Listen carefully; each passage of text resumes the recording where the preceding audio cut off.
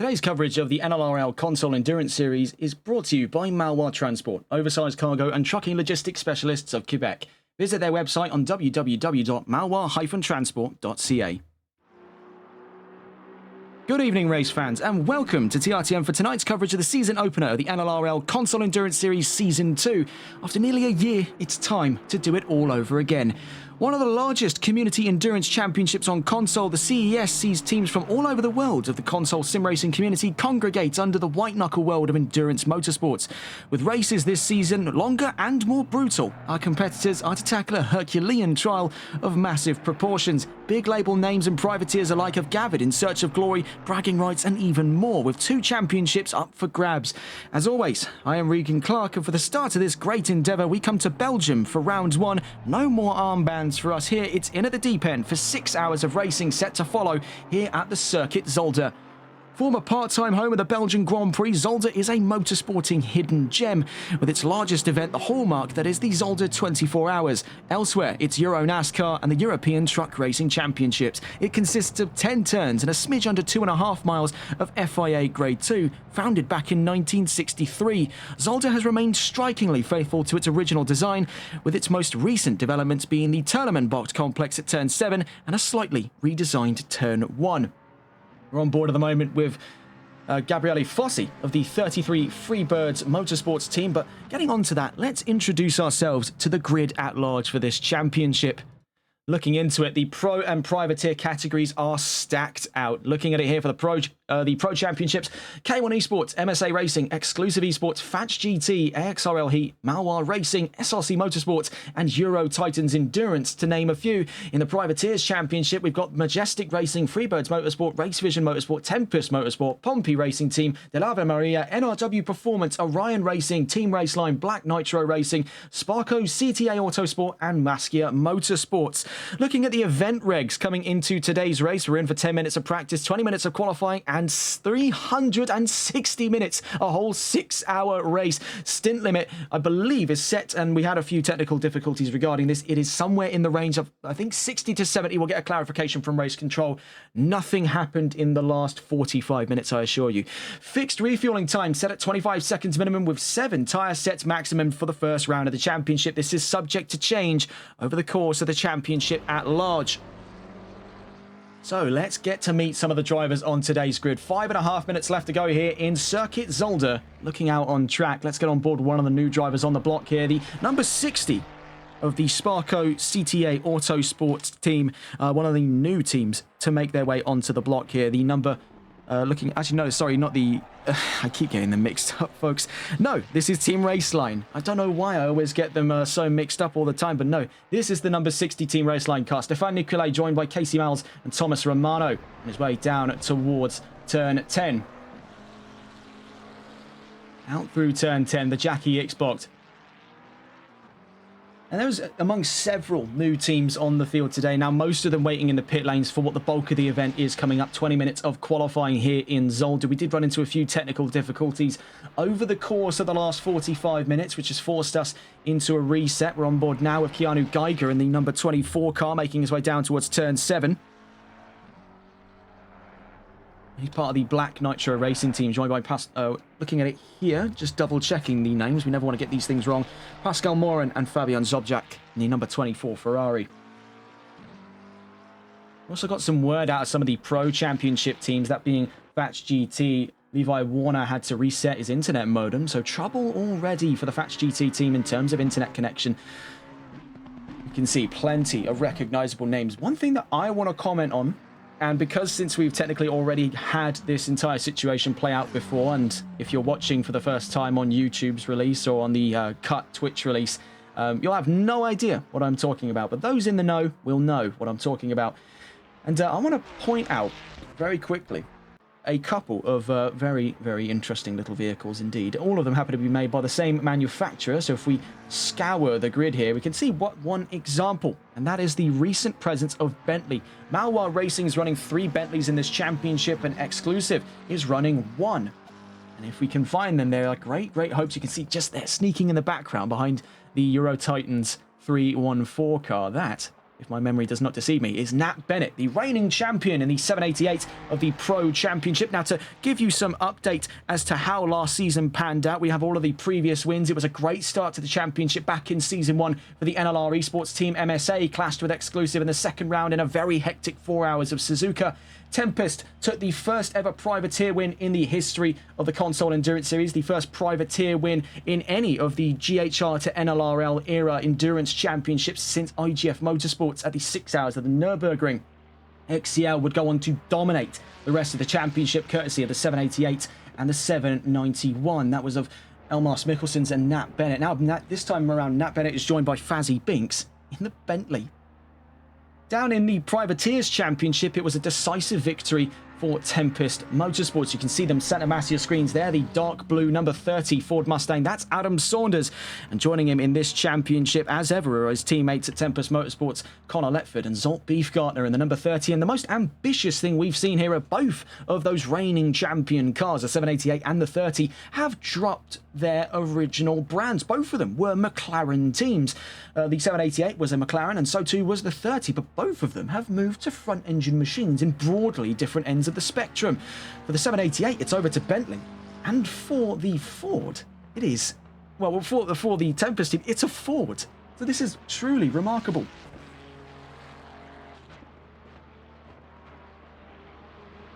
So we have an explanation as to, and I know some of you have been tuning in now for upwards of 51 minutes. It will never make any sense on the official release for this stream, but we would like to provide an explanation as to what the original problem was. Now, this was a technical oversight that was only spotted at the end of qualifying, and that's in regards to the maximum driving time. Now, every other bit of time-based data when coding a server is usually done in minutes, except for the maximum driving time, which is calculated by a rate of seconds.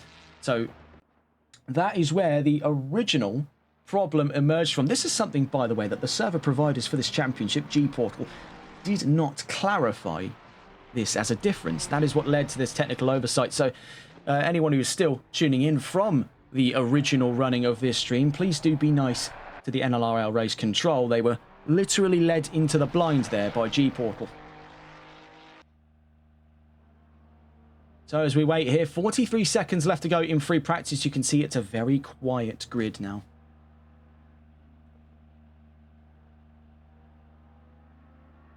You can see here, this is one of the two NRW performance cars. Now, NRW were a real mainstay talent over the course of last season. And I mistakenly identified this one as Paul Stoltz. No, that is in fact a driver over at Stilo Esports over on the XCL Pro Series, which we'll be covering rounds 4 and 5 of coming into next month. This is Pascal Stoltz in the number 77 car. And in the 77, he'll be joined by Dennis Kuhleman and Martin Kramer.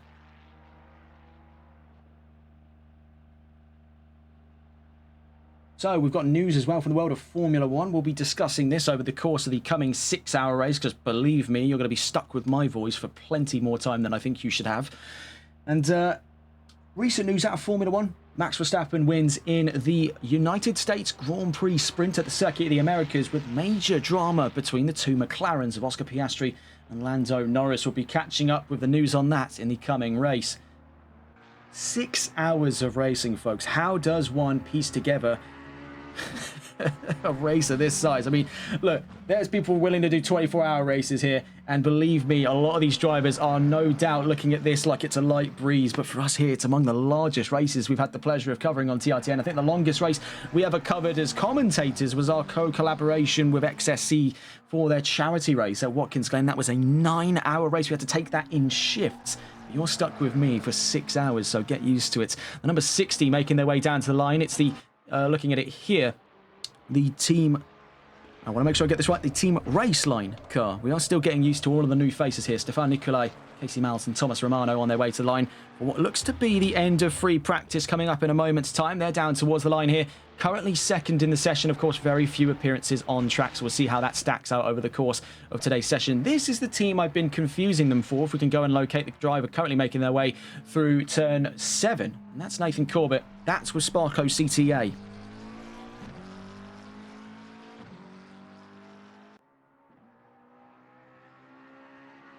Currently making his way down through one of the longest corner names in motorsports, Boulderberg Haarspelbocht at turn 8.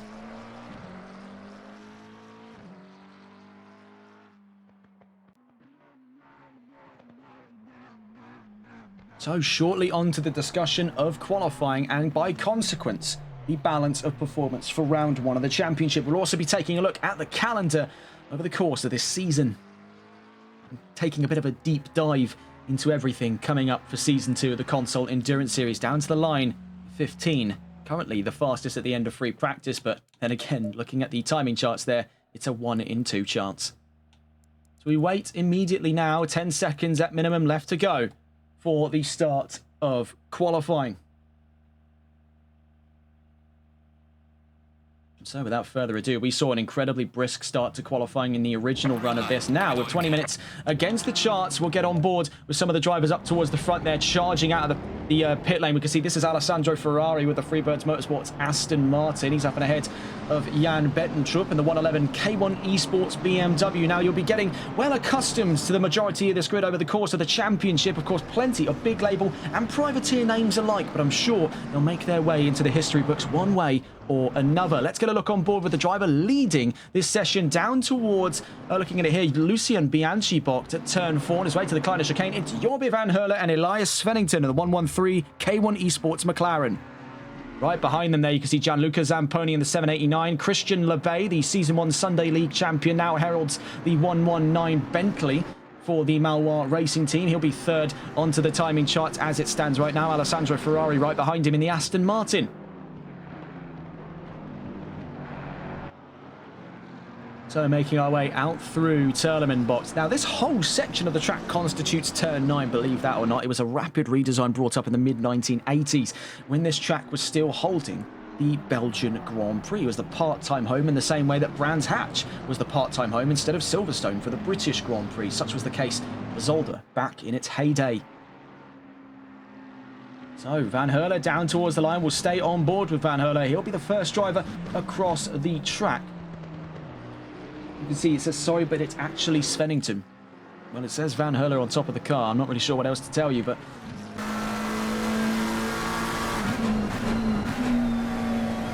down through turn 1 we go then. Erst corner. In through Sternbach at turn 2. That immediately joins on to turn 3 at Canal. That's one of the more striking images, really, about Zolder, is that it finds itself situated right in the middle of a power field here. And you see all of those turbines sticking up out of the ground. It's a wind farm that this circuit finds itself now nestled amongst. Down towards the Kleine chicane, now we can see some serious trouble over the course of the coming 6-hour race. One of the tightest sections of the track, and then that's immediately counteracted by an area that's actually, I've found, historically quite easy to get side by side around turn 6 at Buttes Curve, down towards the Terlemenbocht complex. Now, all of this that you're seeing on your screens right now constitutes one corner, named after the fact that the circuit back in 1963 was opened as the Circuit Terlemen. Now out of Terlemenbocht on our way down towards a major attacking spot here, Boulderberg Haarspelbocht at turn 8. Then into the very shallow Jochen Rindbocht chicane on our way down towards turn 10, the Jackie Ixbocht. That rounds us out to the end of this flying lap here for the 113 car. So down towards the line goes the 113. Following in their wake is Gianluca Zamponi. Van Herle to the line. 128.567, then comes Zamponi. And only 400ths off, so a very close start to qualifying. We've seen things play out before amongst this grid, so we've got a pretty rough idea as to who to expect up towards the front. We see a brisk start here by Christian Lebay and Alessandro Ferrari. They find themselves 3rd and 4th, but here comes Jan Bettentrup up to 3rd. Then we see the immediate presence of Ilkay Kilinkoglu and Benjamin Hupert for an MSA 1-2. David Tanguay across the line for the Malois Racing number 99, and then Liam Mutz with AXRL Heat, the sole representatives of the Australian Xbox Racing League. They'll be competing as the only of their kind, a single car Pro Series entry. He's joined by Ben Seary and Brodie Rollings in the number 3.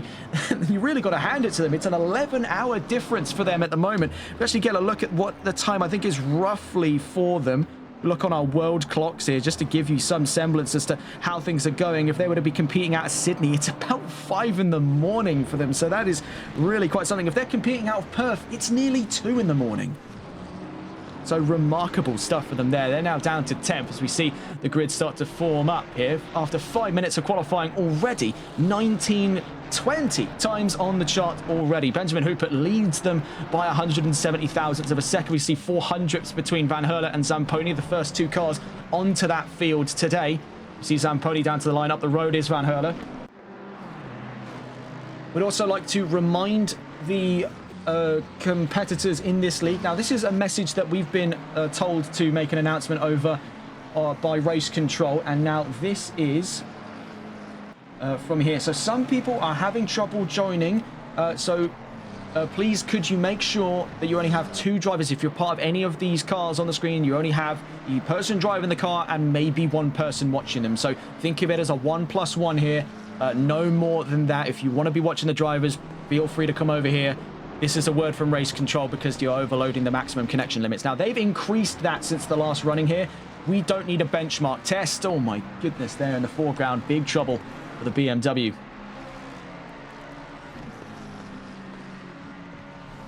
So with Van Herle now 7th, Hupert still leads the charge, but who yet could come along and challenge the status quo? Well, next to the line, we're about to see the 123, Niels Bassler and Keanu Geiger right alongside one another there. Black Nitro and Fatch GT. 2 Ferraris to the line then, and Bassler from 22nd goes up to 21st. And ahead of Nat Bennett, a less than ideal start for the reigning CES champion in the pro category. The XCL number 788 now dons the Bentley as its vehicle of choice. Could this be a risk that they're walking themselves into? Well, let's get a look here at the qualifying predictions as to how things could pan out over the course of today's session. And it had the Whale Racing team of Riyad Yasarevich predicted at pole, with the XCL number 787 of Goenheimer in 2nd. Malois Racing's Christian Lebay was predicted at 3rd. And Jorbe Van Herle was predicted in 4th. XCL's number 788 on your screen at the moment, courtesy of Bennett's teammate Fazzy Binks, was predicted at the top 5, with Pompey 6th, Race Vision 7th, Sparko CTA Autosport 8th, NRW 9th, and Euro Titans in 10th. Now you can see, as the current timing chart stacks out, it is anything but. Looking at the balance of performance, we can start to piece together why that is. McLaren, negligible differences under balance of performance. 5 kilos right now gives them the benefit to walk up to a 1-2 with reckless abandon. For Bentley, they find themselves in a pretty good stead here. David Tangre, the Malois Racing team, puts himself 5th fastest in the 99 car, and they find themselves with 10 kilos shed off of the Continental. We have Race Control members asking how many cars are in the session right now. We just saw it off in the background. That was the number 60 car. From the team race line. So that we have 33 cars in the session right now. 13 minutes left to go. Trouble for Hupert. Now Nat Bennett takes 2nd place. We were speaking about this in the original running of this, and it is a case where it is very likely that Bentley could be taking a pole position, if not today, but by the rest of the season. We could see them on pole at least once. We have a 100 driver connection limit. Now, that includes us. That includes all of the 33 drivers. So, if you are about to get in the car, that is when the best time is to join. So there should be enough space for at least 3 drivers per car, including the driver. I would like to point this out. And the reason we make this point is we've had a lot of complaints in the original running of things here that drivers couldn't connect because the maximum connection limit had been reached. I'm just relaying all of the words from Race Control here. It'll all go fine. So right now, the status quo is if you're next into the seat, that is when you can join into the session. If you're not next in the seat, come over here and we'll try and show you as much as we can. 12 minutes left to go as we approach the halfway mark of qualifying. Luca Goenheimer on pole with Nat Bennett chasing from 2nd. Riyad Yasarevich makes 3rd place in the Whale Racing 696, a privateer in the top 5. Levi Warner in 4th place. Behind him is Benjamin Hupert. Jorbe Van Herle and Elias Svennington in 6th place, with Ilkay Akilinkoglu in 7th. Liam Mutz, one of the solo representatives there, the AXRL Heat team, finds himself in 8th and ahead of David Tangway on their endurance debut for Malois Racing. Adam Saunders, the Privateers champion of last season with the Tempest Motorsports number 30 Ford Mustang, finds themselves in 10th place.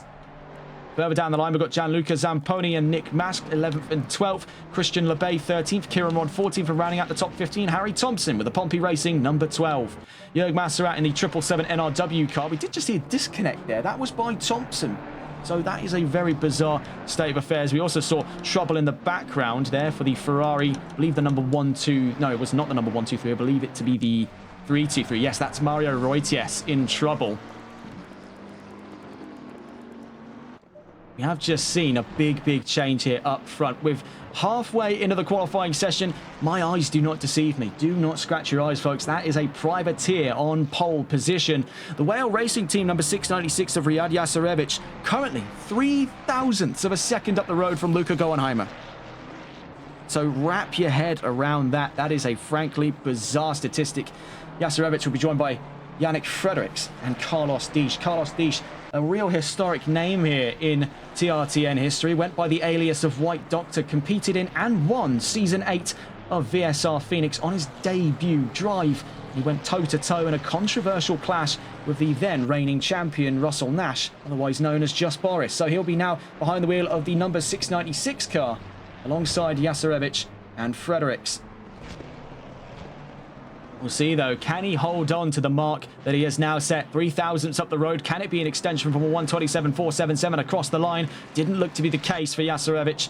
Next would be Luca Goenheimer, but he's currently down at Terlemenbocht. We'll have to try and catch on board. I believe this is the 119 next coming to the line, so let's see if we can catch on board with Christian Lebay.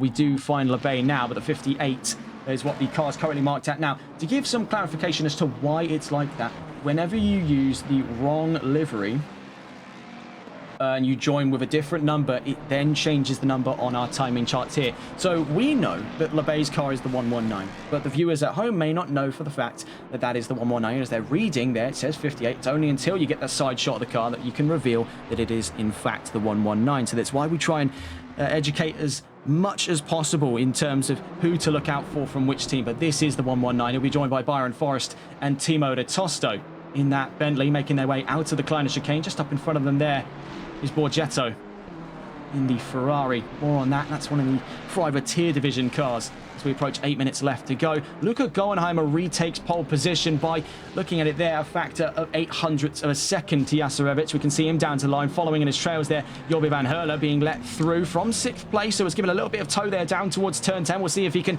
elevate that to a top 5, I should say. He is in the top 10 already. If he can elevate himself to the top 5 in the next 8 minutes, down towards the line comes Van Herle in the 113, but sadly, no improvement this time around. Driver who ran into trouble from earlier on, that is Hornell. We see now there in the BMW, making his way out of Boulderberg Harshbell box. On his trails is Nat Bennett.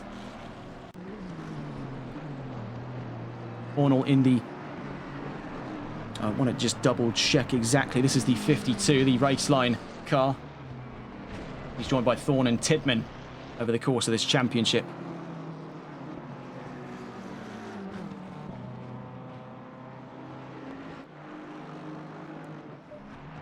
Continued troubles, so I am told, for the number 23 car, the Fatch GT Racing Team. We see here one of its teammates, number 323 of Mario Roitias. See the 123, also out on track as well, Niels Baslier, on his way out of the Terlemenbocht. Looking back up at the front here to see what the scope of things are looking like. Nat Bennett third at the moment, ahead of Levi Warner, so better late than never for the 23 car.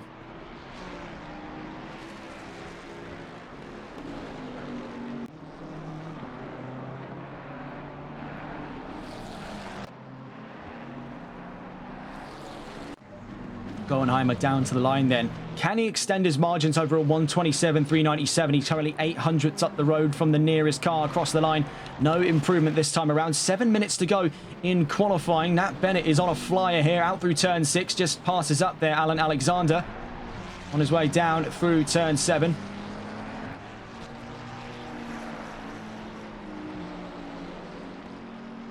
Traffic is going to be an absolute nightmare today for these drivers. Of course, with a circuit only 2.5 miles long, it is going to be a very tough one to navigate, especially with how tight the track is here. To expect almost queues of traffic down this area, down towards turn 10 at the Jackie Xbox.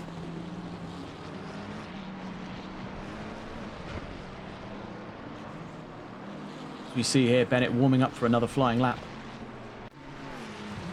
6 minutes left to go, so functionally looking at around 4 to 5 more laps out of the 788 before the end of qualifying today. You can see the MSA clawing around at the back of the top 5. Benjamin Hooper currently fastest for anyone on the team at this time. He's 620, actually forced down to 6th place there, courtesy of Gianluca Zamponi. The 789 XCL McLaren now up to 5th, pushes Hooper down to 6th.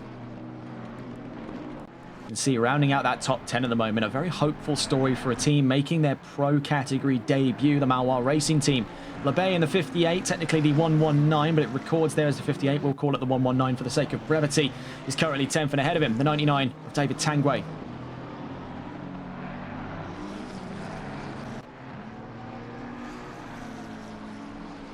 Number 9 having just crossed the line there, Race Vision Motorsports is Zen Vitas up to 11th, but he's forced immediately down to 12th. After having crossed the line a moment ago, the number 30.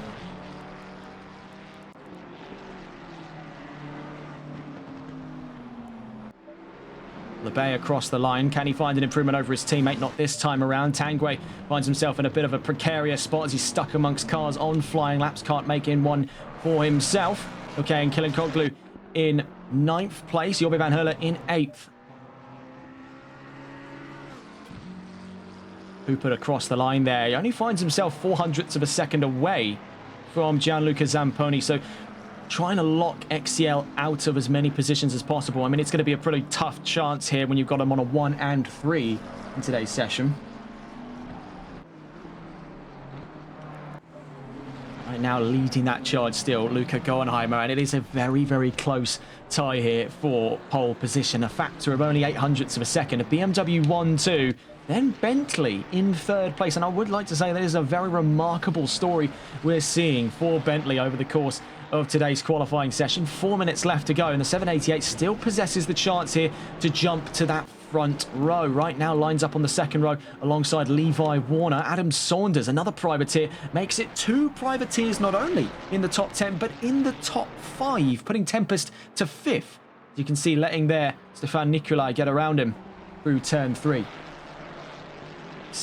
The number 30 though, I will say this, it is looking very, very hopeful over the course of the championship for Tempest Motorsports. Of course, they do have a crown to defend here, and they've definitely got a worthy adversary looking for glory in the Privateers Championship, that being the Whale Racing team of Riyad Yasarevich. Currently 2nd, potentially to come back out and challenge for pole position. Is that the case? Only time will tell us different. We can see, though, the car currently on pole is not going down without a fight here. He would like to open that gap up to at least 3 figures for the milliseconds here, up to a few tenths as opposed to a few hundredths. Nice little healthy bit of breathing space with 3 minutes left to go. We're among the final laps coming up here in qualifying. Luca Goenheimer on pole for the time being, but for how much longer is the real question. The number 60 car up the road there, that's Stefan Nicolai. We'll see if we can catch on board with him before he gets to the checkered flag. See there, mistakenly labelled as the 96. Now, this is the problem that we have here, is a lot of drivers joining with the wrong numbers on their liveries, and ultimately that does end up changing how it appears on the timing chart. So it was a bit of a public service announcement for the sake of brevity and for the sake of consistency in these broadcasts. If you could please not do that, it would be fantastic. Of course, there will be a more official announcement following the race today. 6 hours set to follow, so we're in for the long haul here right at the very start of the championship. Looking at where we'll be over the course of the championship, though, we find ourselves with not 1, not 2, but 5 6-hour races in Season 2. Starting things off then on a double trouble set of them, rounds 1 and 2 from the 18th of October to the 1st of November. We're in Zolder and the Nürburgring for 6-hour races respectively. Then we're back to another legacy event on top of the Nürburgring 6 hours, which has been with us for donkey's years now. We're back to the Land Down Under for the Bathurst 4-hour on the 15th of November. The 29th of November brings a brand new event, the Silverstone 6 hours for round 4 of the championship, and a new event at round 5, the shortest of the season, the Imola 3 hours. Introducing almost, by comparison to the rest of this, a bit of a sprint element into Season 2 of the championship. They're looking into the second half of the championship proper past round 4 and round 5. We're into the new events here. We've got Monza for the 6 hours, Indy at the last round for another 6-hour race, and sandwiched in between them, a fantastic legacy event of last season, the 4 hours of Suzuka. That was one of the best races of season 1, and it returns for round 7 of the championship. Goenheimer to the line then, and sadly no improvement this time around, but he's on to his final flying lap to try and extend the margins, but I think it's all for naught because Riyad Jasarevich has called it quits there in the pit lane, satisfied for a front row start, knowing he can't find any more than what he's done so far. Nat Bennett and Fazzy Binks in the 788 Bentley, currently out through turn 6 in towards the turn 7 complex. They'll be lining up alongside Levi Warner in the 23 Fatch GT Mustang. You can see in the pit lane right now alongside Alessandro Ferrari of the 33 Freebird Motorsports team. We'll get a full grid rundown though coming up into the round following, round 1 of the championship. We're at 33 cars here, one of the highest numbers we've seen in any championship on NLRL. This is going to be a good one. Nat Bennett then down to the line. Will he have enough time for one more lap? Doesn't appear to be the case here. Chasing down through turn 10. Just against the clock there. Down to the line. Will it be enough for Nat Bennett and Fazzy Binks to put the Bentley on the front row? Across the line they go, and they do. And they're off by another 15 thousandths of a second. The last time, and this is incredible. So this is technically the second running of this event after we ran into stringent technical difficulties. And even that was decided by 15 thousandths of a second. I don't believe it. History repeating itself there. And it's an XCL 1-2. Riyad Jasarevich down to 3rd. Levi Warner in 4th. We'll get a full grid rundown here. To the line comes Adam Saunders. Needs 5 thousandths of a second for a second row start. Can he achieve that at the end of qualifying today? He matches it dead on to a thousandth there to Levi Warner. Had it been one more thousandth, it'll be an all privateer second row for the first round of season 2. So we're not disappointed. Full result here. You're looking down the list, that is 17 cars divided by less than a second. What a start to the championship we're seeing here. Zen Vitas on his way out through turn 8. You can see up the road as well the number 3 Liam Mutz with the AXRL Heat team. Currently 14th as they hit the checkered flag here at the end of qualifying. Across the line will stay there at the end of quali today. Vitas to the line for the last car onto the field. The 52 of Horner in front of him. Now Vitas with race vision 13th. Well, we had to do this too on the trot, folks, but what a qualifying session it has proven to be. Luca Goenheimer on pole position by 15 thousandths to Nat Bennett. Riyad Jasarevich in 3rd. Levi Warner in 4th with Fatch GT. Adam Saunders in 5th with Tempest Motorsports. We've got a full grid breakdown in a moment's time. This is set to be a very exciting round now that we've ironed out all of the creases. 6 hours of racing. I hope none of you are planning on sleeping tonight because I won't be either. Right now, the time as of recording, about 7:15 here in the UK. 6 hours of racing. That puts us in the ballpark here of, well, 7, 8, 9, 10, 11, 12. I'd say feasibly I'm going to wrap at 1. So this is going to be fun. But this is going to be a very, very interesting round of the championship to start off on. Already we had a few difficulties, but what we have not forgotten is even second time around, we are incredibly close, if not closer. This was a little bit of pre-firing for a lot of these teams here. They're now hot and ready to go. You can see the amount of times actually that is not one but 2 occasions of drivers joining down to the 1,000th. Liam Mutz and Niels Baslier, 908 thousandths of a second themselves, only 2 thousandths away from the Majestic Racing 94 of Nick Mashk. That is a massive statistic to go by on this grid. I'd say chief among them, of course, not only the fact we have top 3 divided by less than a tenth, we have the 4th and 5th place cars dead set on the same time. So a lot of impressive statistics any which way you look. And we can see they're actually rolling in the foreground. That's Ben Cheeseman in one of the K1 Esports cars at the end of qualifying today. Now, we will have to wait a moment for the start of that grid. We'll see the full formation run around the circuit here in Zolder. We did have to run back on ourselves here. Now, for those of you who have been since the start of the broadcast, we've actually been, fun fact, and you'll never be able to see the original start of it on YouTube, but we've been streaming for about an hour and 18 minutes. For those of you who have been on the start, I appreciate the loyalty. I mean, it takes a lot to stomach the same broadcast twice. And now, hopefully, second time's the charm here, folks. We get to have a race today. And so we return after much deliberation here, folks. It has been a bit of a confusing last couple of hours. But we return now after the end of qualifying. Will Friedman lines up on pole position with Fazzy Binks, otherwise Nat Bennett, in second. Carlos Deesh in third, Levi Warner in fourth. And in the top five would be, seemingly here, Ilkay Kilinkoglu, though I believe, take a look at that third row there. We are missing a driver on the field. I believe that to be, could be, by the looks of it here, Levi Warner. It doesn't appear to be showing up on our screens there. Very bizarre stuff. Okay, Kilinkoglu in fifth place with Gianluca Zamponi in sixth, Louis Bolton in seventh, and Jan Bettentrup in eighth place. Jorbi van Hurler in ninth place, and Carl Martel rounds out the top 10. Sven Vitas in 11th, Niels Basler in 12th, Nick Mashkin 13th, Kieran Rod in 14th, Gabriele Fossi in 15th, Thorne in 16th, Meredith in 17th, Jörg Masserat in 18th, Nathan Corbett in 19th, and Danny Dion rounds out the top 20. Jack Giles in 21st, Michael Picconi in 22nd, Mario Reutias in 23rd, Liam Mutz 24th, Keanu Geiger in 25th, Pascal Stoltz in 26th, Ben Cheeseman 27th, Scott Milbank 28th, and here is the real peculiar examples here.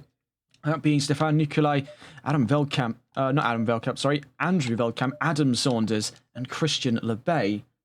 After some issues here with the grid customizer, they're at the back of that field.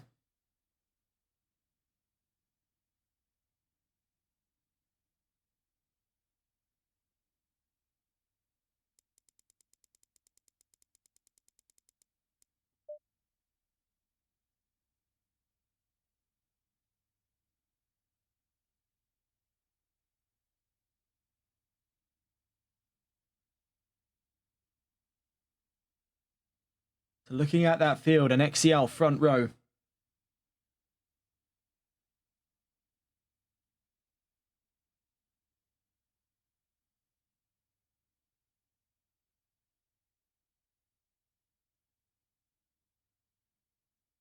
We're just going to close that. So, XCL on the front row. And looking at it here, Privateer in the top five. Otherwise, I believe that car we are missing is Adam Saunders.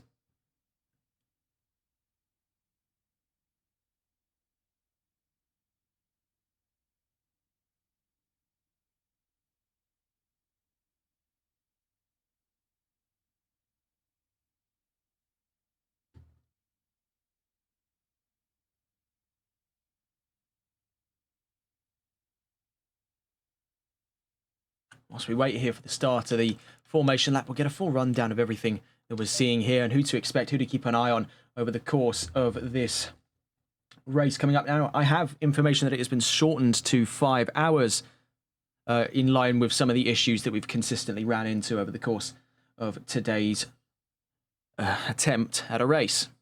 So we'll be back in just a moment's time.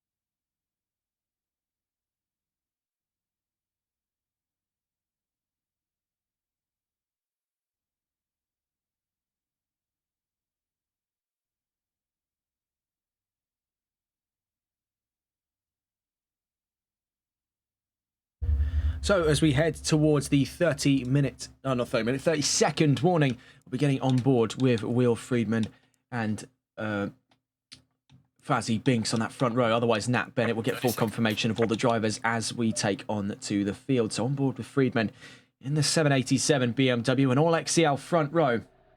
And because of some of the issues that have been sticking around from the attempted restart, it has put the Malois racing team at the back of the field. Alongside them is the Tempest Racing team. So there's been obviously a lot of problems here. I'll be honest, it's about as smooth as a cliff edge, the start for this, but Race control's been doing what they can here, and it's been a real pinch as opposed to wanting to delay the event, which was the consensus of a lot of people. We see a lot of pit lane starts there. Ben Cheeseman, Pascal Stoltz, and Keanu Geiger. 3 cars from the pit lane. Taking us away then, Friedman and Bennett.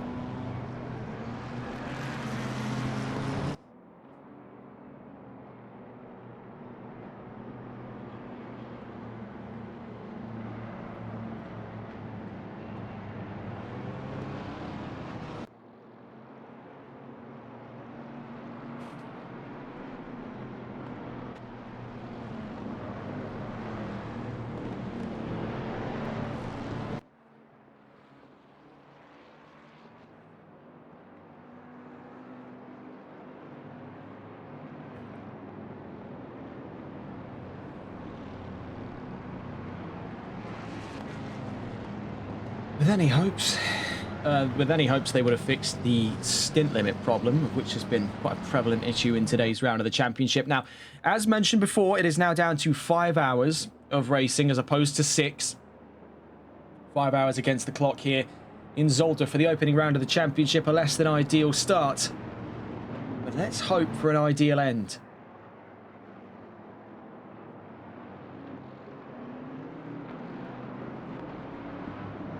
Looking further around the field, you can see how busy things are going to be just outside the top 15 here. We can see with Harry Palmer and Nick Mashk with Euro Titans and Majestic Racing. They'll be lining up behind Niels Baslier in the 123 Fats GT Ferrari just up the road there. Himself behind a brand new team on the grid, the Race Vision Motorsports team, Zen Vitus, and the number 9 Ferrari lines up behind David Tanguay. See the K1 Esports cars here towards the back of the top 10. Jan Bettentrup and Jobby Van Herle, the 111 and the 113 start in 9th and 10th respectively. Right behind them, David Tanguay. We saw his breakout performance on the Competizione Performance League. Now he makes his endurance racing debut right here in the Console Endurance Series. Let's going to look back on board then with our top drivers at the front of that pack. We can also see just out back here a swarm of Ferraris. Van Veltzen, Roitiers and Latorre towards the back of the field. Let's get on board though. The man leading the charge down towards turn 10. So on board with Will Friedman for an XCL 1 and 2. It was a chaotic start before we were forced to pull the plug just a while back. Now, of course, that context will make absolutely no sense to our viewers at home. Not that it has to. 5 hours of racing then on what has been a shortened down version of round 1 of the championship today. We're adamant that the show must go on. Down towards the line then. 32 cars in all for round 1 of season 2 of the NLRL Console Endurance Championship. Down to the line we go. Without further ado, we are green and racing. 5 hours against the clock then, a less than 6 hour event, but hopefully we'll get a fantastic result today. And already we're off to a raring start here between the top 2. Bennett swings high out through turn 1. In towards turn 2 we go immediately at Sternenwacht, trying to fight his teammate back there. Will Friedman now forced down to second. Looking further down the line, Carlos Diesch in third with the Whale Racing team, and he's up ahead of Levi Warner. Ilkay Kilinkoglu hanging out back there alongside Kieran O'Reilly and Gianluca Zamponi. Jan Bettentrup staring up the backside of these 2 McLaren cars, but he can't find either way through it. Bettentrup stuck behind the 2 McLarens of MSA and Exclusive. His teammate not too far away. Down through the Kleiner chicane, we saw absolute bedlam erupt earlier on, and we can see it start there. Off in the background goes one of the Ferraris out through turn 5. That's Kat Van Veltzen. Seeing here with Thorne in the 52. This is the Team Raceline car right up alongside Niels Baslier as we head into the Terlemenbocht. Baslier up and ahead. Actually out back, sorry, I should say. Forced into the number 15.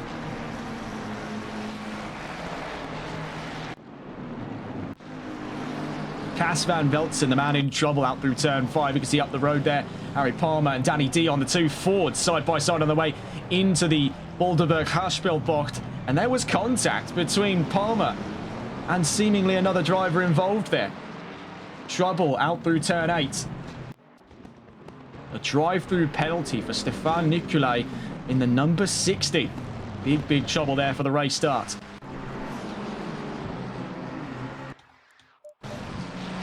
So, Nat Bennett leads ahead of Will Friedman. Carlos Deesh looking for a piece there of the front row. Right behind him, Levi Warner, Ilkay Kilinkoglu, Kieran O'Reilly, and Jan Bettentrup. David Tanguay now up and ahead of Gianluca Zamponi and Jorbe van Herle side by side on the exit of Kanalbocht. In through turn 3. Right behind them is Zen Vitas of the Race Vision Motorsports team, the number 9 car down in the Privateers Championship. Right up there with the big mark teams at K1 Esports and Exclusive.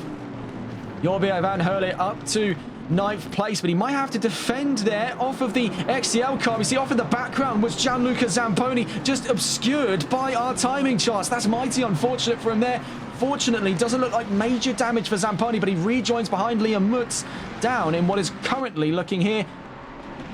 Down in 22nd, Adam Saunders now trying to get alongside him down into the tournament box, and Saunders does get position there. Now on the charge up against Mario Reutias and Liam Mutz.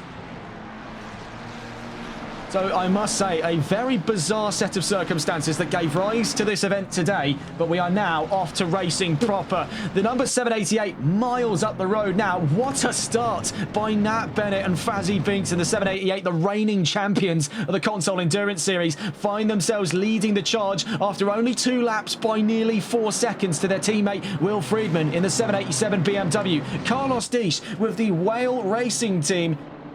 We saw the times from his teammate earlier on in today's qualifying session. Yasarevich Riyad, or Riyad Yasarevich, depending on who you ask, put in an absolute world-class time in the privateer. Now, Carlos Deesh, the champion of the VSR Phoenix GT Championships back in Season 8 in his time with Aston Martin, now gets behind the wheel of a BMW and is right in the thick of it in the top 5. Levi Warner and Ilkay Kilinkoglu chasing there for position. This is all in control for the last of those podium positions up the road, though, leading that charge of what is a swarm of steel on their way out into Sector 2. As you see, moment of trouble there between Kieran O'Reilly and Jan Bettentrup. That was spurred on by some instability from the 111. He now drops behind the 415 down to 7th place. Down into turn 7 we go then, and it seems that those troubles are only going to continue to rise here for Bettentrup. You can see he's wrestling that BMW into form. What is going on here for the K1 Esports team? They're up into 6th place, now down to 7th I should say, but they are struggling for stability. They've made themselves a vulnerable target here to the advances of the Malois Racing team's David Tanguay in the 99. You can see down the line as well, we could see some side-by-side action potentially there. Danny Dion gets all out of shape on his way down through Boulderberg-Haschfeld box at turn 8. It's not gone well for him there. I can make a very quick assessment of that. Off in the background, we do see the yellow flags were out for one car in particular. Now they've quickly resolved themselves. Not entirely sure what has gone on down the order there amongst the swarm of machines making their way to the checkered line. After only 3 laps in, nearly 5 seconds, the gap between Friedman and Bennett on the front row. Kilinkoglu now takes 3rd, so I can realistically assume who was the casualty in amongst that. It was the 696 of Carlos Deesh. My word, what on earth has gone on there? A series of highs and a series of lows, and we're not but 10 minutes into this race today. Kilinkoglu quite a distance away. He's going to have to start focusing here on defending for position. We can see side-by-side action. Jorbe van Herle now up and ahead of David Tanguay, up to 7th after temporarily losing out. Tanguay's not taking this one sitting down. The 99 Malois Racing Bentley still on the charge. Further up the road, we can see action going on between Kieran O'Reilly and Jan Bettentrup.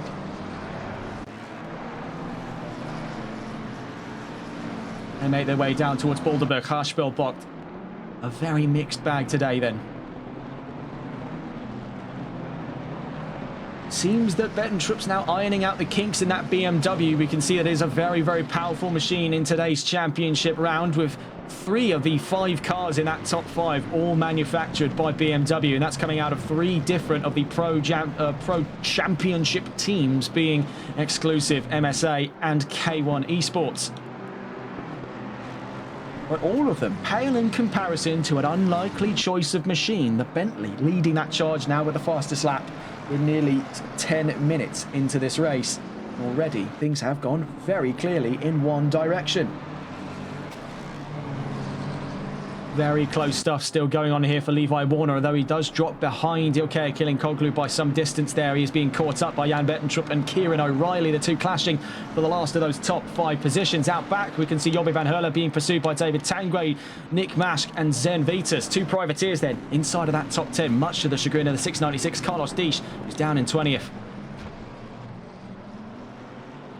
See Alfie Thorne here with the number 52. This is the Raceline team making their way in through turn 5. Right behind them, they've got the number 15 Sparco CTA car of Nathan Corbett. And then further down the line, the 51, Corbett's teammate Danny Dion, also at Sparco CTA Autosport. Right behind them, Niels Baslier and Cas van Veltzen. That is a dangerous sight there as the two go side by side. Van Veltzen forced to cut the Turleman bot, rejoins alongside Baslier, now into the iron sights of Saunders, forces him back onto the nose of the 315 of Alan Alexander. It is absolute maelstrom here just outside, on inside I should say, of the top 15. Van Veltzen looks for the inside on Baslier. Down into turn 8 we go.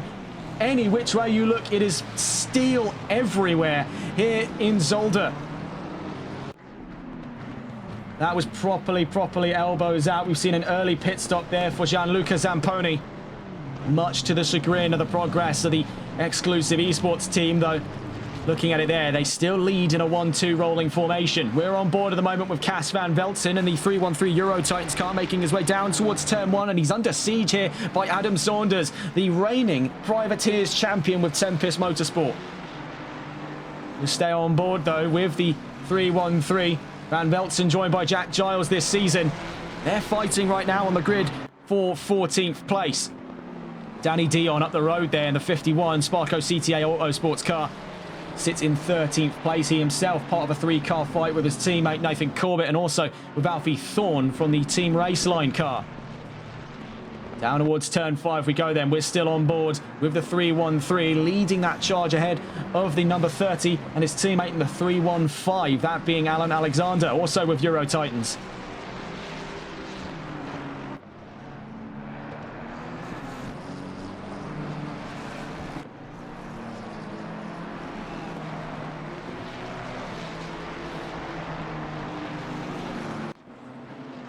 And see further up the order here, that's Alfie Thorne and Danny Dion looking to get side by side. Let's see if we can stay on board with them. We cut away from the Euro Titans car, but sadly the cameras have decided not to track. So now as we cut across on their way down towards turn 10, they're still front from rear here. Danny Dion chasing Alfie Thorne on his way down towards turn 10. Right behind him is Cas van Veltzen, and looking at it here, Adam Saunders, Alan Alexander and Niels Baslier in tow as well. It is incredibly close here, and for Alfie Thorne, he's really up against it in that number 52 car. We'll stay on board with him, making our way down towards turn 1.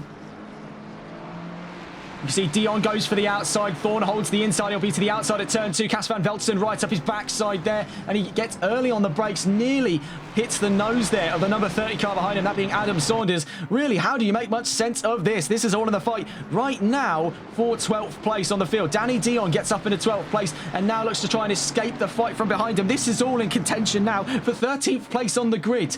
Try to wrap your head around action like this 10 minutes into the session, and this is going on outside of the top 10. Think about what could be going on inside the top 10 for just a moment. As we see here, Alfie Thorne really up against it, but he's holding strong in the face of it. Cas van Veltzen chasing from 14th place. Alan Alexander, Adam Saunders, and looks like approaching very shortly. That's Alessandro Ferrari in the Aston Martin. Right behind him is Niels Baslier and Carlos Disch and James Mason and Jörg Masserat. How on earth do we have this many cars in contention for one spot? I can barely speak. Down towards turn 8, we can see in the background Carlos Disch going up on the inside. Oh my word.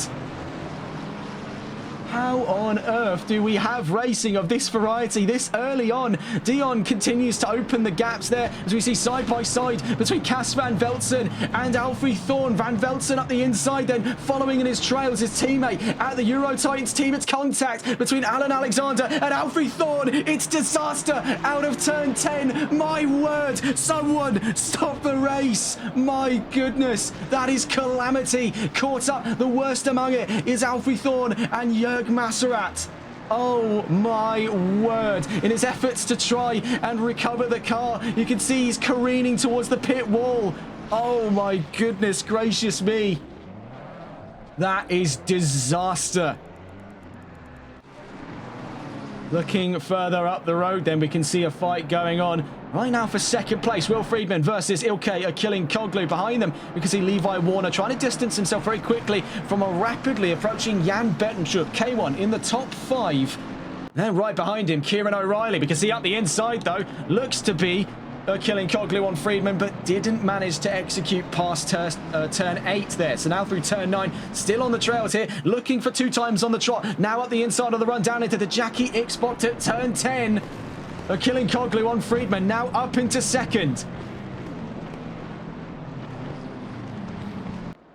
That was really quite something there, folks. I'm not really sure how we pieced together. I mean, an autopsy would not be able to recover precisely what's gone on in that fight from earlier on. Alfie Thorne got absolutely mauled through turn 10. I'm not even sure myself what's happened there.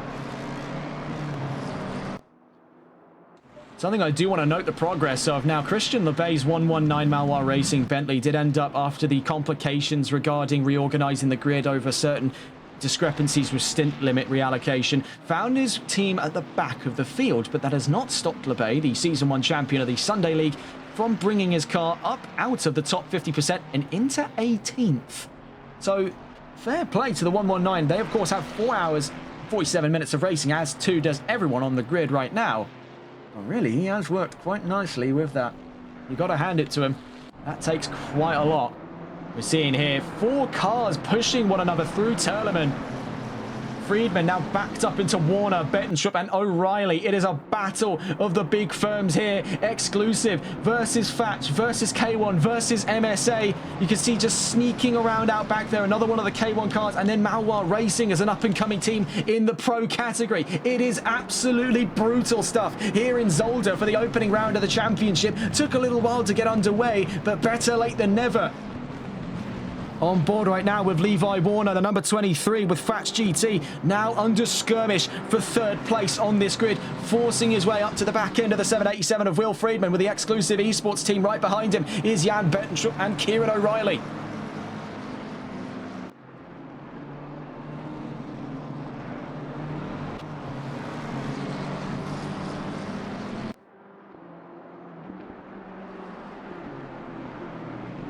This is absolutely mental. I mean, I lack the words to say it in a way more eloquent, but it is mental here in Zolder. Down towards turn 5, Levi Warner still challenging for position. A little bit of a hiccup there for Will Friedman out through the Kleiner chicane. Meanwhile, out back, we can see O'Reilly catching up to Jan Bettentrup. Could be some side-by-side action to be had over the course of this lap between the MSA and the K1. We're watching here, though, Fatch GT versus Exclusive. This is the last of those podium positions up for grab, and Levi Warner is not wasting any time here in his drive with the Ford. We've seen already Fatch GT drivers are more than capable when behind the wheel of the Ford Mustang. As we saw, Wilson Gige took the win over on the opening round of the XCL Pro Series, and now in a very similarly clad machine, we see Levi Warner and Spencer Brown giving it the big one here to Exclusive's Will Friedman. Down towards turn 10 we go. O'Reilly and Bettentrup closing in here. We can see this could be 4, potentially 5's company for third place. Ilkay Akilinkoglu finds himself 11.2 seconds from the Bentley. Are we about to see an unprecedented mark here, folks, of a Bentley taking home a race win? 4 hours, 44 minutes, 44 seconds. Never say never. So looking behind Warner and Friedman, we see an even closer fight for Jan Bettentrup. This is in defense of 5th place right now. We're on board with the K1 Esports number 111. Jan Bettentrup joined by Till Schwering and Kelvin Castens in that BMW, looking to defend the K1 Esports' chance of a top 5 in the opening round of the championship. But he's got Kieran O'Reilly for company, and we've seen already O'Reilly is a stern customer. On his short number of appearances in the Sunday League, we saw him to be a real stand-up talent. We see, though, up front, Levi Warner and Will Friedman are side by side for third place. This could spill over in favour of Bettentrup and O'Reilly, as Warner's forced out back behind Friedman. Jan Bettentrup could have a chance here to go up to 4th. I'd say in turn, this is really a big fight going on for third place. O'Reilly takes the initiative up the inside on Bettentrup after he himself tries to get up on the inside of Levi Warner. This is a storm of steel you are seeing on your way down towards turn 10. Levi Warner is really pressed up against it. A tidal wave of machinery on his rear end. Out through turn 10, Jorge Van Herle now looks to take the initiative on Kieran O'Reilly. A less than ideal exit for the MSA. McLaren gets the K1 McLaren up and alongside. Meanwhile, David Tanguay is right with as well in the 99. It's action every which way you look at it. Watching here with David Tanguay side by side. Kieran O'Reilly makes contact with Jorge Van Herle. Through goes Tanguay down into turn 3. Unbelievable stuff. Turn 2, I should say, but into turn 3 now. Tanguay secures that position up the road from both Van Herle and O'Reilly. What on earth is going on here? It's a bloodbath here in Zolder. David Tanguay with the Malois racing team up to 6th place. Up the order, we can see Levi Warner gets a little bit of an upset through the Kleiner chicane. Jan Bettentrup secures 5th place for the time being, but David Tanguay is a man on a mission. The number 99 has really been cutting its way through the crowd. So too has been the progress of his teammate Christian Lebay. Right now is looking to get closer and closer to Carlos Disch. You can see the gap between them at this time, just about 10 car lengths. Looking down the road then, or looking up the road, I should say. We're back on board with David Tanguay, as right now Jorge Van Herle fancies his chances at 6th place. He could be looking at a really solid fight going on here for 6th. We'll stay on board with the 99, the Malois racing car of David Tanguay. He's joined by Axel Cassier and Carl Martel for this championship. Let's see if we can get on board with the 99. Now we'll have to try and navigate the otherwise incredibly bad menu system here when you actually want to get boots on the ground with any of these drivers. And now we're on board, and this is a very peculiar thing about the Bentley, and it is a simple fact. It is one of a handful of cars. The only other car that springs to my mind is one we actually saw earlier on today, and that being the Ginetta G55, that in this game is right-hand drive. And despite its enormous size, that Bentley is actually one of the lightest cars going on this grid. David Tanguay, a little bit of trouble for him there past the exit of Lucien Bianchi box. That invites in Jorge Van Herle to come and have a go. He's going to get side by side, perhaps on the run down towards the Kleiner chicane. Was trying to get inside Tanguay's head and leaping over the curbs there. We've seen Bentleys get skyward plenty of times over the course of our time here on TRTN in the long run of the last couple of months. My word, I did not expect to see one more. Out through Turnerman we go then. Van Herle scrubs a little bit of time here to Tanguay. That Bentley is holding strong. Some funny comment there in chat. K1 Jupiter is saying the car gets airborne, it's a solar eclipse. I mean, it's a tremendously big car, is it not, the Bentley? I mean, it's leading the race right now in the hands of the 788 team. So really, you've got to hand it off there to Exclusive. That was a gamble, definitely worth taking. Are we seeing perhaps the renaissance, the reintroduction, as it were, for the Bentley Continental? I mean, it was a car very peculiar for its time. It's I believe I want to say 4.5, might be 4-litre twin-turbo V8 engine, co-developed by M Sport, the same team responsible at the moment for Ford's progress in the World Rally Championship and the World Rally Raid Championship. But they dabbed their hand on a few occasions here into the expansive world of GT racing. And the Bentley was one such product. And this, sadly, I'm pretty sure it uses the same engine note that was given to the Mustang, and that was in turn the same one from the Jaguar Emil Frey G3. But this is one of the best sounding GT3 cars. Go on YouTube right now, look up the Bentley Continental GT3, just listen to the spool on that. It was a twin turbo V8 engine and it just sounds absolutely unreal. You see here O'Reilly getting side by side though in the background with Jorge Van Herle. We'll see over the rear view of the Bentley Continental of David Tanguay as we see side by side between the two McLarens. Trying to hold his nerve there for 7th place, but Kieran O'Reilly, oh my goodness, the leap! He just shoulder checked him. That was like a slam in the World Wrestling Federation. My word, get a look at this. Look at that! He literally like jump attacked him. He didn't mean to, of course, but look at this, over the curbs. Just like slams him. Him with the Batista bomb. What on earth happened there between the two McLarens? So looking at other Bentleys here, we see this is Nat Bennett and Fazzy Binks. They're leading the charge in the 788 car on their way through turns 3 and 4. And really, it is not by a narrow margin. This is by a country mile for the Bentley. I mean, looking at the charts here, he's 11.8 seconds at the last interval from Ilkay Kilinkoglu. Will Friedman still finds himself really at the front lines of war here for that podium position. He has not been able to breathe any sighs of relief, especially in the face here of Levi Warner and Jan Bettentrup, who are in hot pursuit for those positions. And really, that's going to be quite a fun little battle to watch here. Ford versus BMW.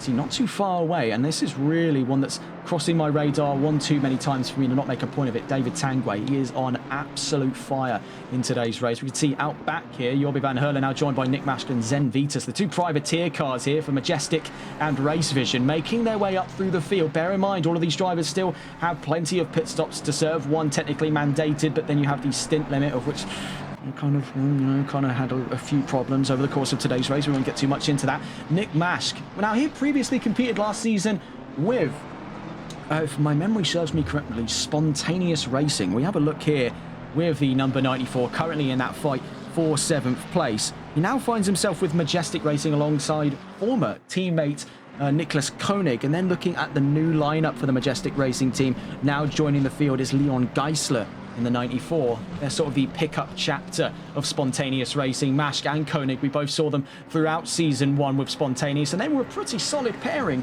on their way through the Season 1 Privateers Championship. Now he looks to be taking a chunk out of poor Jorby van Herle in the 113. He's falling down the order there after that contact between himself and Kieran O'Reilly. Now, on the exit of turn 3, Mask may have to start reconsidering his odds here. Less for offense, more for defense. The number 9 of Zen Vitus is closing in and closing in fast. Looking further up the order, though, Jan Bettentrup now looks to challenge Levi Warner. Meanwhile, down the order as well, we can see Alan Alexander got up and ahead of Danny Dion on his way through Lucien Bianchi box. Now backed up onto Kieran O'Reilly. The McLaren number 415 looking to get alongside the number 51. That's with the Sparco CTE Autosport team in the Privateers Championship. MSA trying to get up and around the outside through turn 5. It was risky. He did go for it and he did commit to it. You can see there's Carlos Disch right alongside them as well to make it nearly 3 abreast on our way through turn 6. The 51, the 696 and the 415 all down towards turn 7. It's nearly side by side between Dion and Disch. Out back we can see here great fighting going on. Nathan Corbett, Adam Saunders and Christian LeBay also joining them there. Niels Basler. It's incredible stuff on this grid today, make no mistake of it. Levi Warner now definitely looking vulnerable against the advances of Jan Bettentrup. The K1 Esports BMW is on the climb here for 4th place. But they mustn't get too ahead of themselves, because one driver that's been chipping away at both of their shoulders over the course of this race has been that of David Tanguay. One slip between those two, that's 3 easy positions for the Bentley.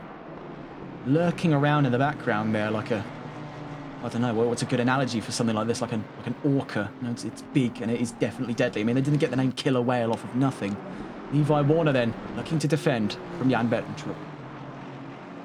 And I'm seeing this as a repeat pattern here. Will Friedman channeling his inner Nitro cross, because he's been taking that jump a little too many times for him to not be at least comfortable with the rebound. I mean, thank goodness they're not racing in real life. His spine would be compressed to the size of a Pringles can if he kept doing that. Out through turn 7. A bit of a slide for both Bettentrup and Warner. Both of them, mind you, have not been too far away from Friedman, so they have been picking up a little bit of that residual heat by being caught just inside of that slipstream. Tanguay still in pursuit there, lurking around in the background in that monstrously large Bentley. And I must say, it must have been a really tough call for a lot of these teams to go over to Bentley, because with obviously the great majority of this grid being either European or American machinery, we do find ourselves, and even for other British cars like the McLaren and the Aston Martin, they're all left-hand drive as per regulations now. But there's nothing technically to say you can't make a car that's right-hand drive, but it comes as a preference. And that's definitely going to be a part of the learning curve for a lot of those teams who have chosen the Bentley. They're having to sort of readapt their mind. I find it all the time in rallying when you go from, say, for example, a car like the, what would be a good example, a car like the Citroen C4, and you move over to something like the for example, the MG Metro. You move to something that's right-hand drive, and it just messes your whole brain up. And I can't even imagine, with the limited visibility these guys get in GT3, what kind of mental tasks they're up against just to learn the machine. Because he's side by side there, Geiger and Gnocchi. They're the 33 and the 24 and the 33. They're 33 on a lap down, so it seems there. That's what the Freebirds Motorsports team are on, with Keanu Geiger, number 24 with Black Nitro. Towards the back of that field there, looking at the nearest fights going on at the moment. We can see Kieran O'Reilly in pursuit of Alan Alexander. Euro Titans versus MSA here for 11th place. Out back, we can see Danny Dion versus Carlos Dish. Down in the Privateers Championship, that's Sparco Autosport versus Whale Racing there. Ford versus BMW. Meanwhile, up the order, we're seeing here with Kieran O'Reilly in the 415 MSA car. We'll stay on board, as a matter of fact, with Kieran O'Reilly in his efforts now to try and get around Alan Alexander. This is all for 11th place on its way down towards turn 8. Nearly 30 minutes into today's race. We have not found ourselves in that infinite drought that comes with a 6-hour race. Down out of turn 9 on his way to turn 10. You can see still down the line there, not far from one another at all, Dish and Dion. That could be one to watch in a moment's time. We're watching with Kieran O'Reilly, and he's a very smooth operator when it comes to these sort of overtakes. And he's slowly gauging here what are the parameters for Alan Alexander's line and how exactly can I position myself up on the inside of it. And he's going for it down into turn 1. It's less than smooth, but he has got himself side by side there. He's definitely let Alan Alexander know, if you keep leaving the gap open, I'm going for it. And around the outside, he's given a little bit of it back there by the 315. Maybe spoke a little too soon on the whole smooth operator comment, but we have seen pretty solid driving since his incident. Out through turn 4, Lucien Bianchi bolts into a high-octane section of the track here. Very, very hard to make these moves stick side by side without somebody getting hurt, so O'Reilly stays behind there. Not that he had much of a choice. He was behind by about 0.4 of a second to Alexander on his exit of turn 5. We'll have to cut away here, as I believe trouble on the horizon here, as we can see in and amongst a proper crunch here. Jan Bettentrup, Will Friedman and David Tanguay. Levi Warner up to 3rd. And you can see there, Friedman gets knocked across by Bettentrup. Tanguay nearly caught up in the mix. Here comes Jorby van Herlen. What on earth just went on there? Let's see if we can catch that on the instant replay. I am baffled. So we caught just on board with Jan Bettentrup and Will Friedman in that battle of the top 3. They were still very close to one another. And there, a little touch. I'm not really sure. How did that happen there? So a little touch across the back end sent him into a death spiral, and then he collided with Bettentrup. Tanguay managing to avoid any form of damage there whatsoever. I mean, that reminds me, the scene from The Matrix there of Neo dodging all the bullets. Well, let's get a look here. That is a bizarre one. I'm not entirely sure how or what has gone on there. I think we only have part of the context. Will Friedman into the pit lane then, preemptively. 30 minutes into this race then. It's not looking grand for the 787. Okay, Killing Coglu remains in 2nd place. James Mason being lapped there by the 414 BMW. To comment on what K1 Jupiter said in chat there, it did look like Jan hit him across the rear. I mean, how else would the car react that way, if not a bit of collision? See, side by side there, that's down the order for Maserat. Right now, side by side with James Mason. So let's see if we can catch on board here with these two, because that is looking to be a very spicy fight indeed. But seemingly not for position here. Maserat in 31st. James Mason finds himself up in 29th. Whether or not it's just not updated in time. The two McLarens, though, are giving it absolutely everything they can on their way down towards the line. We'll get an official update on that in a moment's time across the line. And yeah, they are genuinely just fighting for the hell of it. I mean, you've got to respect it. This far down the order, there is really not much riding on the line. Carlos Dish still in pursuit of Danny Dion. These two have been incredibly close to one another, and as too has been the case for Kieran O'Reilly versus Alan Alexander. Meanwhile, further up the order, the part of the fight that we missed out on here has now come to a swift closure. We do have a yellow flag out. It's for the 77 car. That's one of the NRW cars. Pascal Stoltz in trouble. Now rejoins the track back into green flag conditions for the time being, but had some serious troubles there out through turn 6.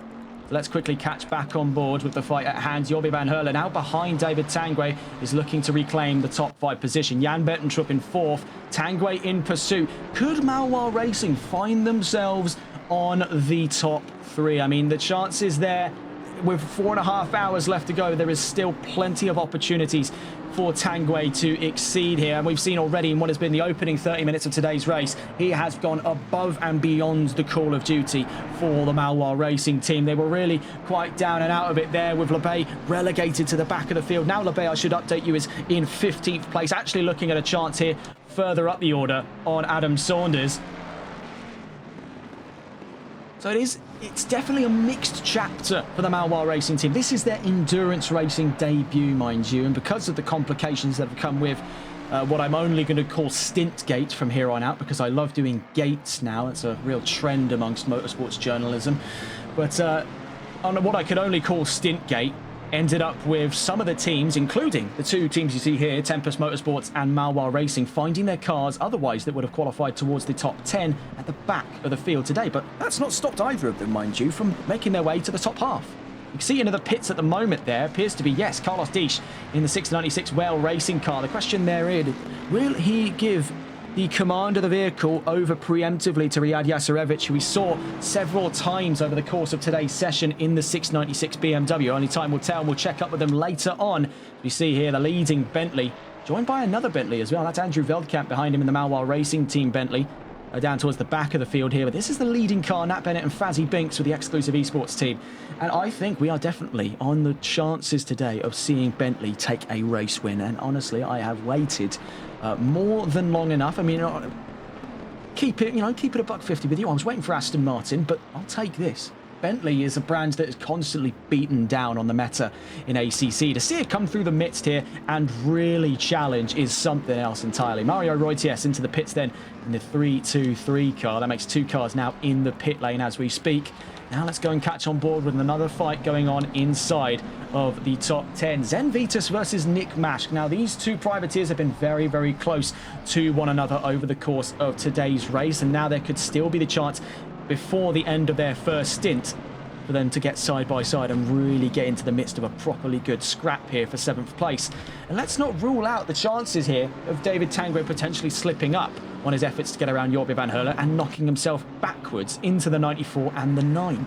So there's still plenty of chances to consider over the course of today's race. We can also see another fight still going on, is O'Reilly v Alexander. I mean, this is a tale as old as time now. I mean, we're talking probably one of the best fights we've seen today, besides the storm of steel we saw in the opening 30 minutes. These have been a very persistent pair. Kieran O'Reilly was previously fighting, I believe, with Jorge van Herle. There was a huge leap to smash incident through the Turleman box. Of course, looking from it there, O'Reilly just got up over the curbs. He was literally mid-air when he made collision there with Van Herle. There was not an awful lot that could have been done.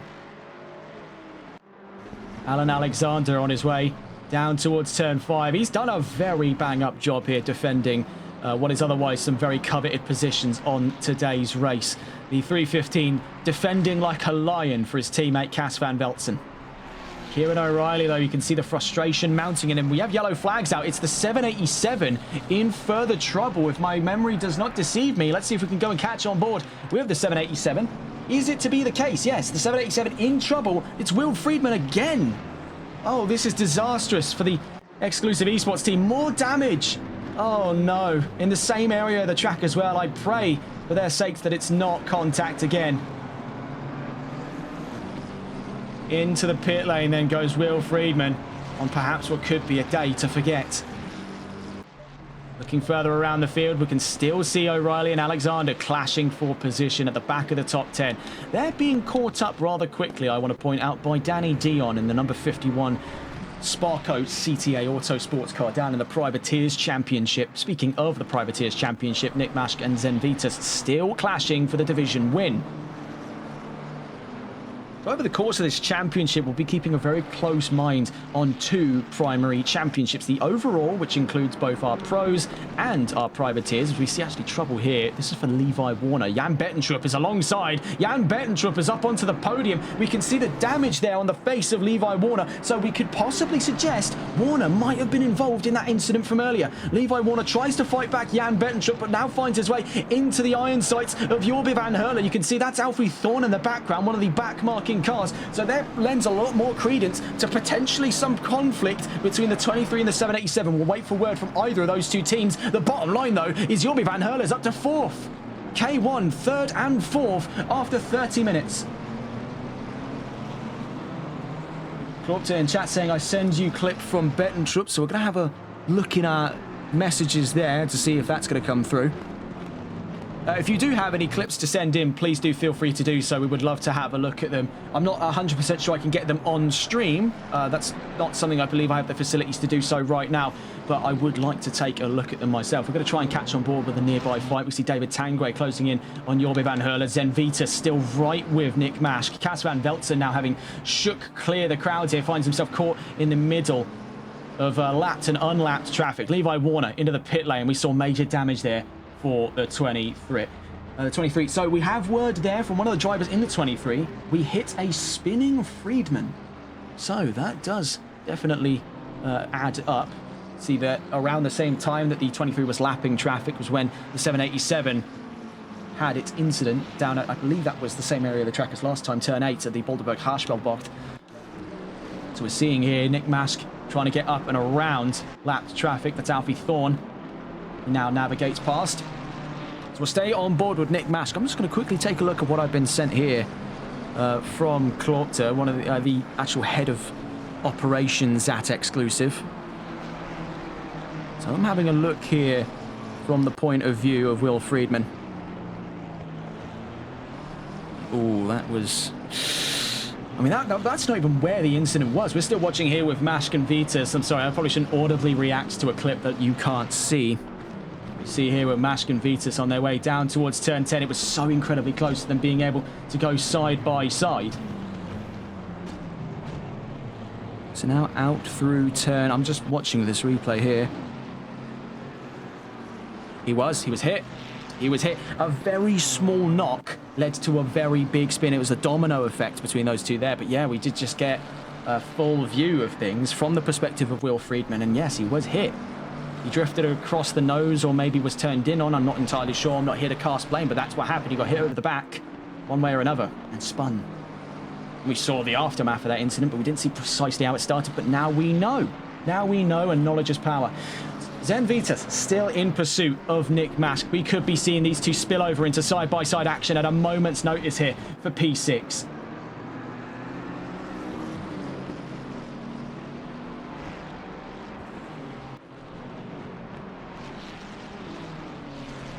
We'll catch up with these two later on. We can see very high ping warning right now for Jan Bettentrup. That quickly clears itself out, but it's definitely something that the K1 drivers will be sweating bullets over in a moment's time. These two now third and fourth. Jorbe van Herle getting up and ahead of Jan Bettentrup. Jan Bettentrup now defending from David Tanguay. I did say the chances for Tanguay and Malois Racing to be on the podium were there. And before we're even out of the first hour, we are seeing that come to life. I don't believe what I'm seeing.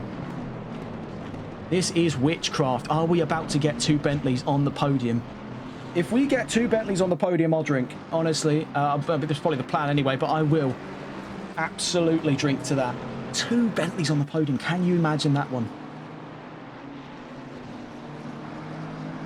Bettentrup currently now defending for Van Herle. K1 third and fourth up front.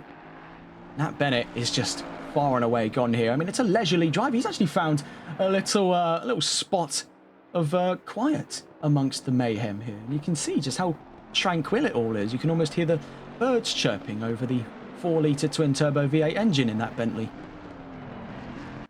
40 minutes into today's race, Nat Bennett and Fazzy Binks have dominated here in Zolder, and behind the wheel of a Bentley, no less. I hate to stress this point over and over again, but how many times can you say that in a 6-hour, now turned 5-hour race, a Bentley is leading the charge, and not by a fluke, by a country mile.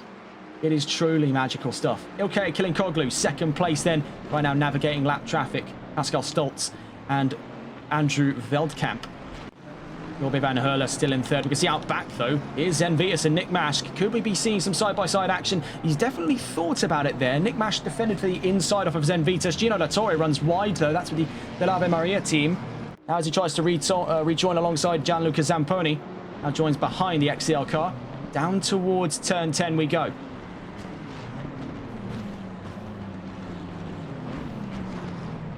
So looking around the field, you can see the aftermath of what has been several bloodied conflicts on the grid today. We can see it spilling over into that bottom 50%. But as we head towards the end of the first hour mark, let's get a look at where things stand as of right now. Nat Bennett leads the charge ahead of Ilkay killing Koglu. Jorbe van Hurle in third, Jan Bettentrup in fourth, David Tanguay in fifth, Nick Mask in sixth, Zen Vitas in seventh, Cas van Veltzen in eighth, Kieran O'Reilly in ninth, Alan Alexander in 10th, Danny Dion in 11th, Christian LeBay in 12th, Nathan Corbett in 13th, Ben Cheeseman in 14th. And you can see there, very close fight, as a matter of fact, for 13th place between the two McLarens. The number 15 of the Sparco team, the number 114 of K1 Esports. Then further behind them, Niels Baslier in 15th, Harry Palmer in 16th, Andrew Veldkamp in 17th ahead of Pascal Stoltz in 18th, Stefan Nicolai in 19th ahead of Riyad Yasarevich in 20th. Gianluca Zamponi in 21st, Gino Latore in 22nd, Spencer Brown in 23rd, Connor Letford in 24th, Liam Mutz in 25th, Keanu Geiger in 26th with serious damage on that Black Nitro number 24, I believe. No, has not yet forfeited position, but could be likely to do so very soon. Gase Bruce in the 323 in 27th, ahead of James Mason. You can see right now caught in the midst of it and actually being challenged for position by an approaching Matteo Gnocchi in the number 33 Freebirds Motorsport car. Behind them, Will Friedman, Jörg Masserat, and Alfie Thorne. Let's get a look up the order, though, because we can see that McLaren fight we were talking about earlier. Nathan Corbett versus Ben Cheeseman gets a little bit of a door ding, I should say, on their exit of turn 8. These two are throwing caution to the proverbial wind, and we've seen how many times this has turned ugly over the course of today's race. Not even the first hour in, but Corbett is giving it absolutely everything in his ability to hold on to 13th place. Let's stay on board with the K1 car on your screens at the moment, that being the 114 of Ben Cheeseman.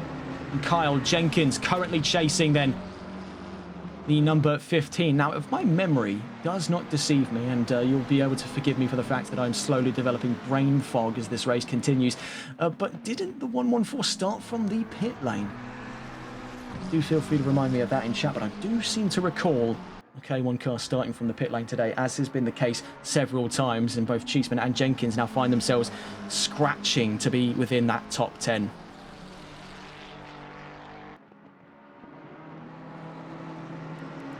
Right now, still on board with Cheeseman and Corbett. So yeah, confirmation there from Kyle Jenkins. Yes, he did. So this is quite a drive then. We were speaking as well of drivers starting on the back foot. One such example, Christian LeBay in the 119 car.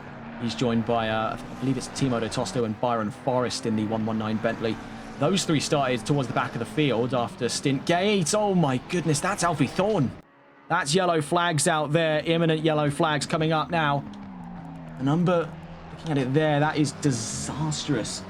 Well, that's the number 30 caught up in the midst of it. That's the Tempest Motorsports car. But also caught in amongst it was Alfie Thorne. Right now, they're careening into the path for the race leader. You can see there, Thorne and Letford on their way down towards turn 10.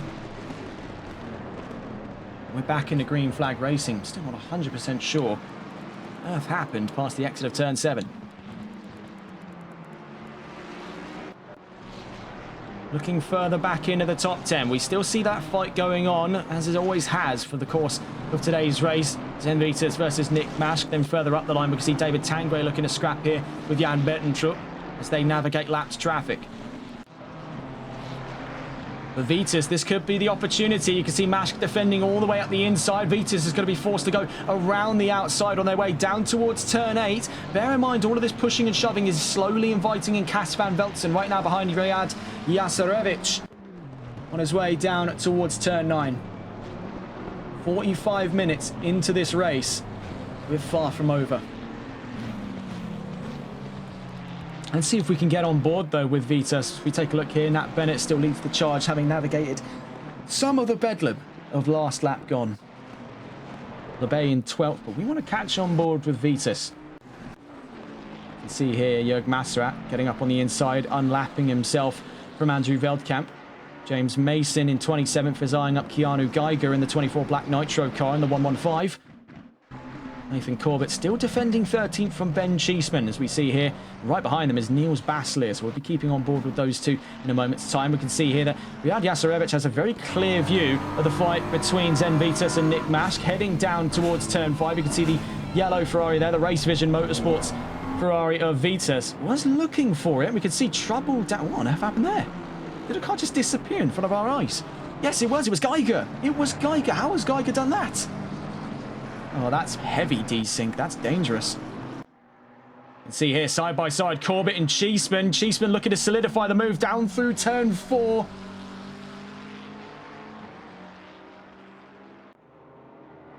Heading in towards turn 5. Can Cheeseman continue to secure that run of 13th place off of Nathan Corbett down through turn 5 at the Kleiner chicane? He does hold on to it for just now. We can see Niels Baslier, though, right with the pair of them on their run down through turn 6. We can see yellow flags out for the 52 as it stands right now. That's off the exit of the pit lane in towards turn 1. We're still watching on board, though, with Ben Cheeseman in the fight for 13th place. Let's stay on board here with the 114.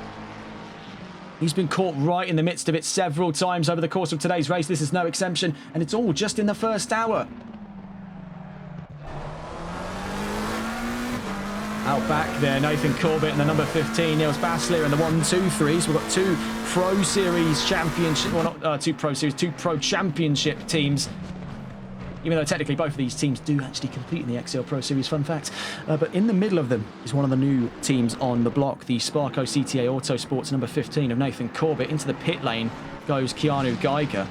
The question therein remains, it's Alfie Thorne, the 52, in some variety of trouble. A stop-go 30-second penalty then for the BMW, after being at a very short stop there past the exit of the pit lane.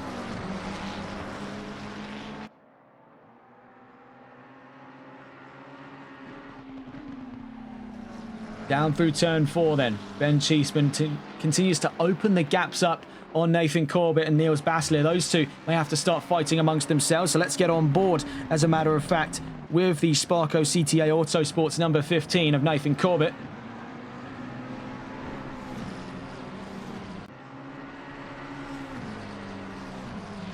Right now, clashing for what could be 14th place on the track. See out back there, that's the race leader. That's Nat Bennett closing in at a rate of knots here.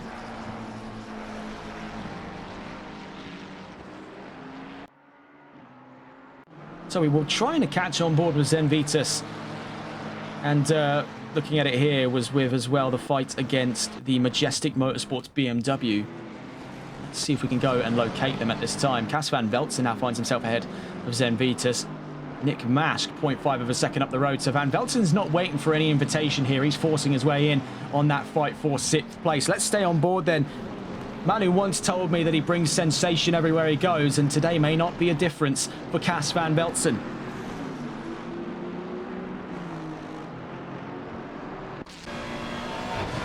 Right onto the backside there, the number 94 Majestic Racing BMW of Nick Mask as we head in towards Turleman. Eyes now lying on Van Velzen to perform on his way through Turleman-Bocht.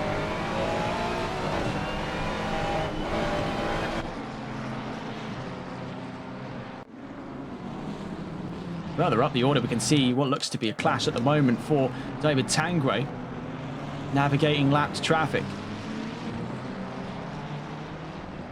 Watching, though, with Cas van Velzen, not only does he find himself in the offensive fight for 6th, but he may have to start looking at defence against Zen Vitus and Kieran O'Reilly in 8th and 9th.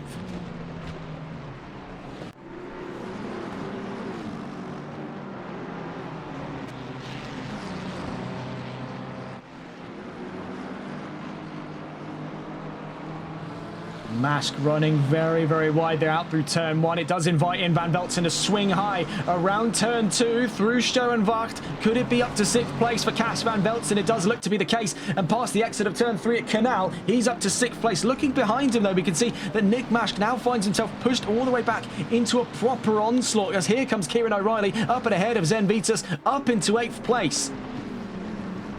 Down towards the Kleiner chicane. Mask now tucks in behind Van Velzen. O'Reilly in pursuit, just out back of him there. Up the road, you can see Veldkamp rolling over through turn 6, but it could be for naught. So side by side now backing out of it. Kieran O'Reilly on Nick Mask.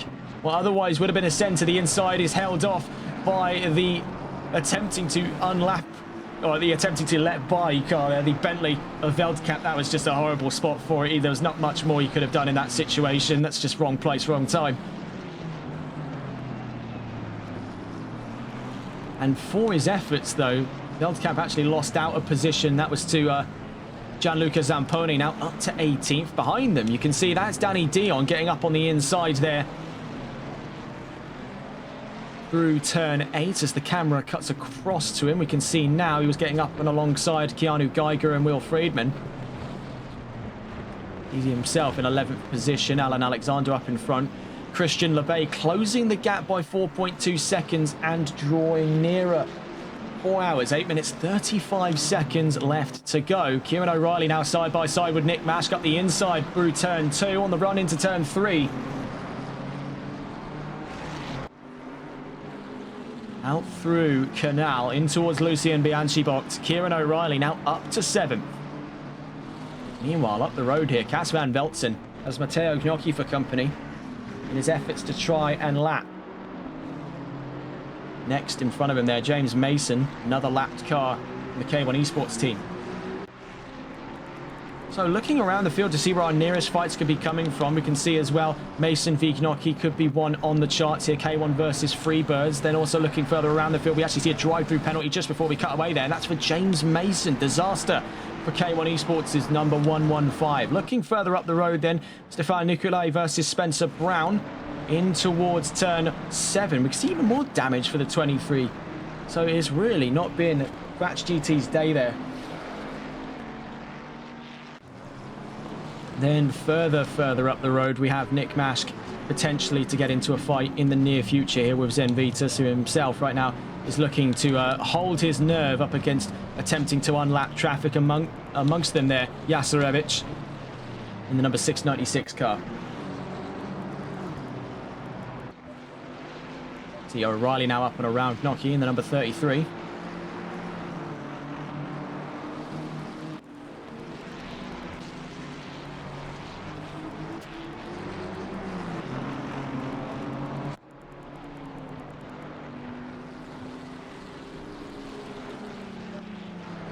Around the field now up past Keanu Geiger, lapping the number 24 Black Nitro car. We're still on board with Cas van Veltzen.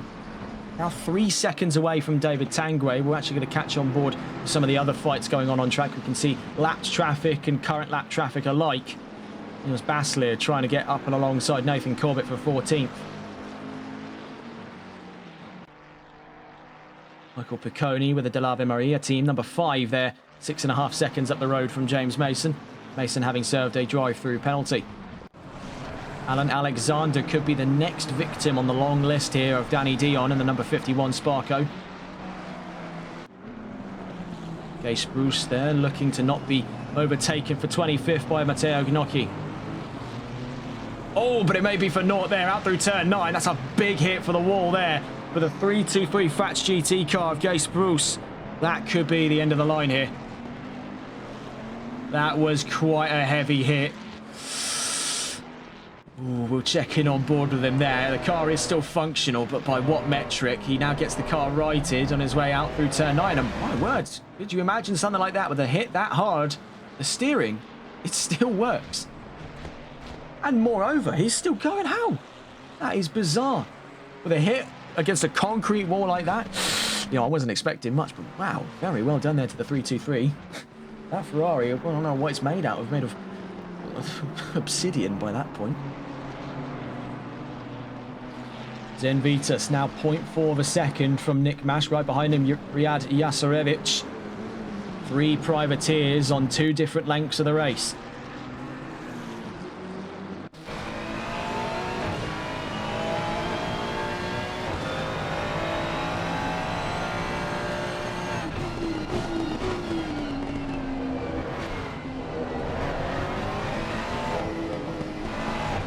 Stay on board here with Vitas for just a moment's time.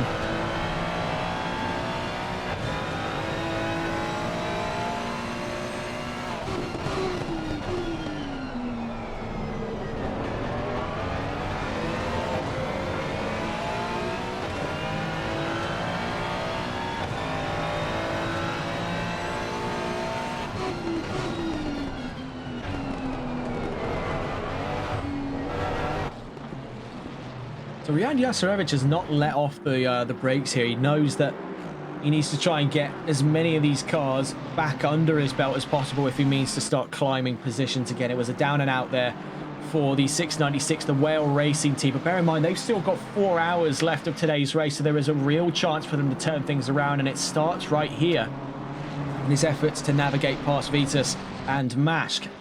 Both of them in contention for that fight of 7th place. We'll catch up with these two in a moment's time, taking a look around the field for where our nearest fights could be coming from. You can see here the 51 of Dion, his exit of turn 4. LeBay, 3.7 seconds behind Alan Alexander. The 2.8 second gap is starting to wither between himself and the 315.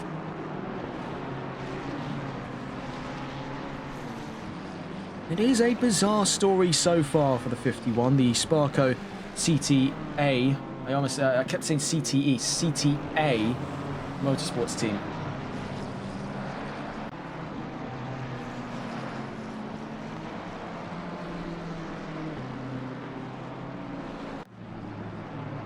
I'm trying to remember what CTE is. Isn't that concussion? CTA. Yeah, I've been saying it the wrong way. I think the whole stream there. My apologies to the Sparco CTA Autosport team.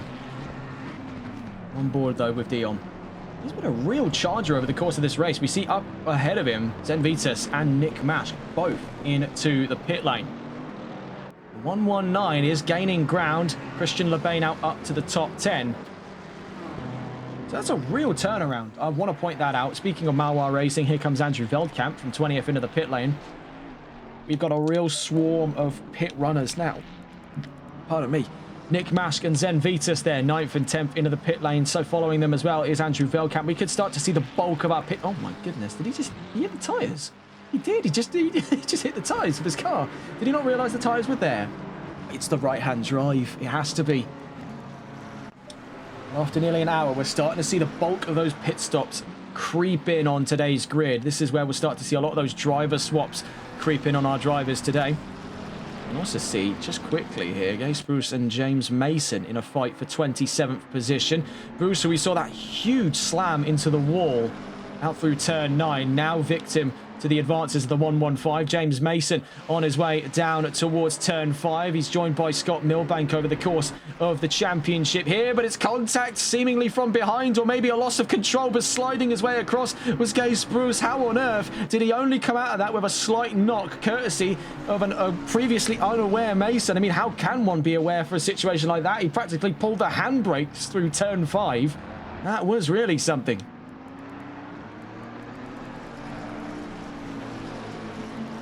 We see now Sebastian Plotnik gets behind the wheel.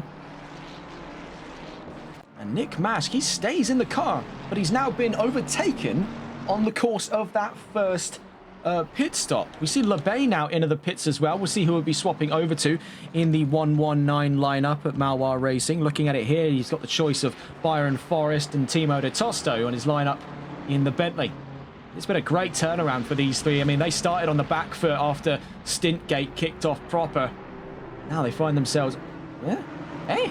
Oh my goodness, don't tell me. Oh my words, don't tell... Alright, for their sake. Yeah, let's just cut away. Oh, that's... Ooh, you don't want to have that caught on stream. You really don't. Oh, well. Kieran O'Reilly now under siege by Cass Van Veltzen. He's got up past Van Veltzen in the last lap there. Now holds to a very thin margin ahead of the 313. We'll see if Van Veltzen tries to go around the outside down at the Boulderberg Harspel box. He goes for the later apex, but what he does end up doing is knocking the number 415 on the backside up the road. We can see David Tangway now trying to navigate Plotnik v Mask. So those two privateers still in the midst of a great fight. Plotnik up the inside, Mask now to the inside at the second part of it, but here comes David Tangway. He's not going to be particularly happy there. You can see Tangway giving them the lights, but Tangway's been a little bit of an ace in the hole here for the Malois Racing team. He has been on absolute form.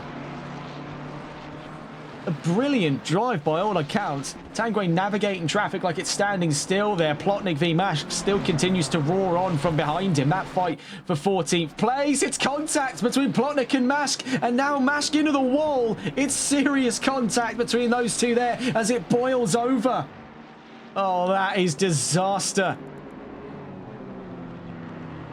Nick Mask struggling to right the car there. He's caught out in the grass. He's got no grip on those Pirellis as he attempts to rejoin the pit. Not the pits, the road, I should say. Claude asking, is Bennett being held up? Well, let's have a gander here as the current circumstances of the race leader. Nat Bennett in the 788 Bentley right now leads the charge by 18.5 seconds. Ilkay Kilinkoglu comes into the pit lane in the meantime. But Bennett right now, he is just cleared a bit of a lump of traffic there. The 114, the 115, and I think behind there the 315, if memory is on my side here. Yes, that being Alan Alexander. Whether or not that held him up sufficiently, I'm not currently aware. But he is in the clear now, at least. The number 5 nearest car to him. That currently, as it stands, is Michael Picconi with the Ave Maria team. Now on the exit of turn 7. Jorbe van Hurle into the pits, and so too follows David Tangwe. We're seeing the bulk of our times now for pit lane runners coming up. Cas van Veltzen stays out, though, so he's up in a second in today's race. There's Tangwe entering the pit lane as Kilinkoglu starts to position himself for its exit. Byron Forrest now behind the wheel of the 119 as he makes his way out onto the road. After that first outlap, they're down to 18th. We saw, well, unfortunately saw why that was such the case. He ended up missing the pit box. They were quite far back in the pit lane, and I didn't think they realised on their way in. Ended up missing it. Nat Bennett's into the pit lane, though, so it could be a swap over to teammate Fazzy Binks, and the 788 car. Cas van Veltzen is not too far away. So what is going to be the current modus operandi of the 313? The Euro Titans team have really been able to turn things around today, thanks to the efforts of Cas van Veltzen. Will it be a swap over then to Jack Giles, or will Van Veltzen attempt to double stint like we saw out of Nick Mask before his unfortunate incident? Danny Dion in third, though. I will point that one out. Will Friedman right behind him.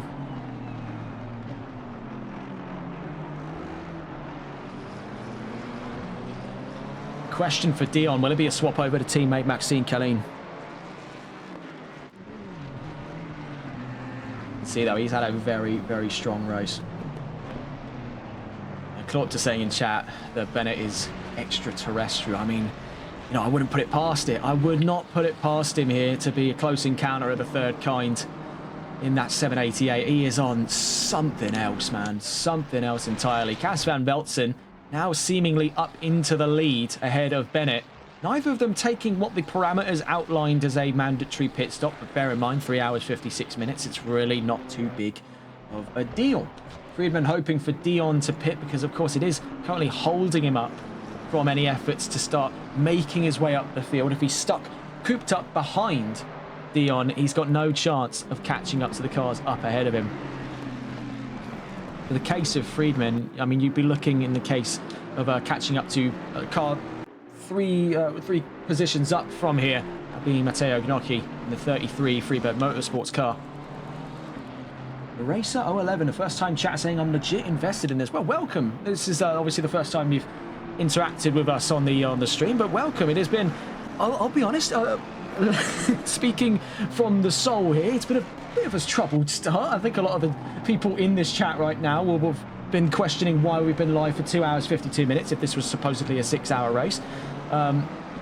Bit of a troubled start, but you know, we always get there in the end, and I think a great thanks to the people helping us out in trying to repair the situation. I know that Friedman and Klorpt were quite heavily involved in giving over some of the technology to Race Control to help them put the grid back together and get all of this operation underway. Cas van Veltzen into the pit lane then, and that returns Nat Bennett to the lead of today's race. I quit watching F1 Sprint for this, and I'm a Verstappen fan, says Claude. I mean, you and me both, pal. You and me both. But it is, so I'm told, quite a good result there for Verstappen, much to the chagrin of the McLaren duo of Piastri and Norris. And the Indy 8-hour, yeah, I forgot about that one as well. Nat Bennett down towards turn 5 then. Danny Dion makes second place. Cas van Veltzen still in the pit lane. Will he swap over for Jack Giles? He's had a hell of a first stint, I must say here.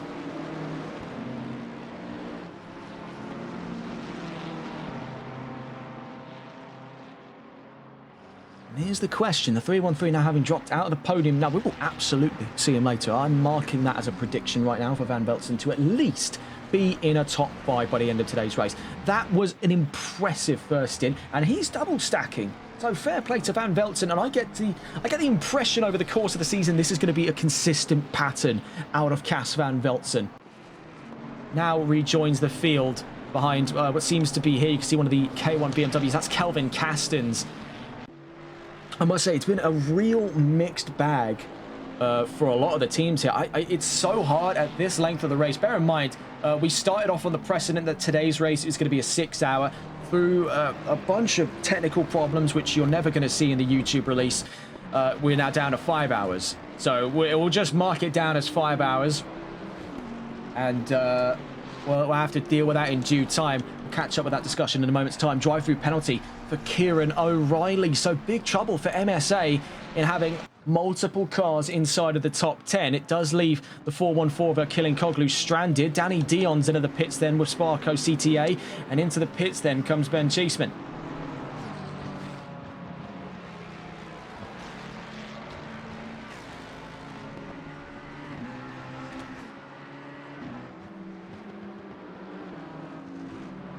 Oh, so I just quickly did a Google search, funnily enough, and this was on something, because it just reminded me, looking here with Danny Dion in the 51.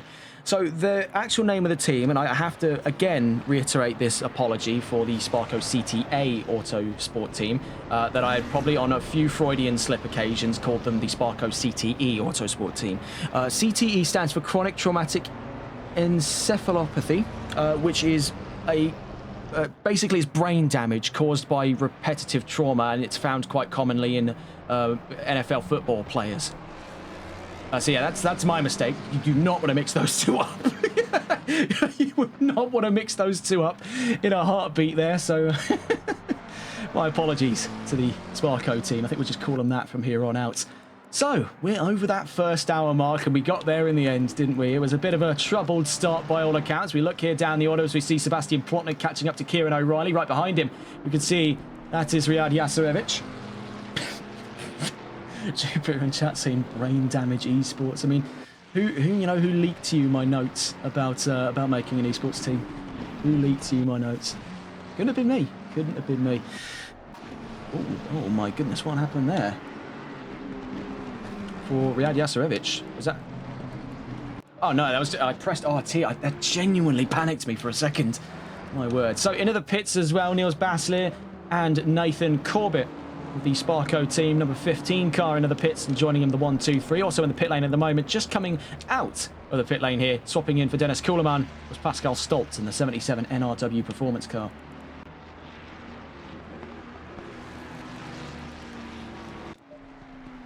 So looking for where the nearest fights on track are. We have Riyad Yasarevich versus Sebastian Plotnik on their way down towards turn 10, side by side here between the 696 and the number 9. Very clean stuff there by Whale Racing. Very, very tidy. Finds himself now up into 11th place, but Plotnik's not letting this one go. No, not at all. Down towards turn 1, we see the number 9 now looking to get right back into it. Another fight I want to quickly draw your attention to. Axel Cassier versus Kelvin Castens. That's Malois Racing versus K1 Esports.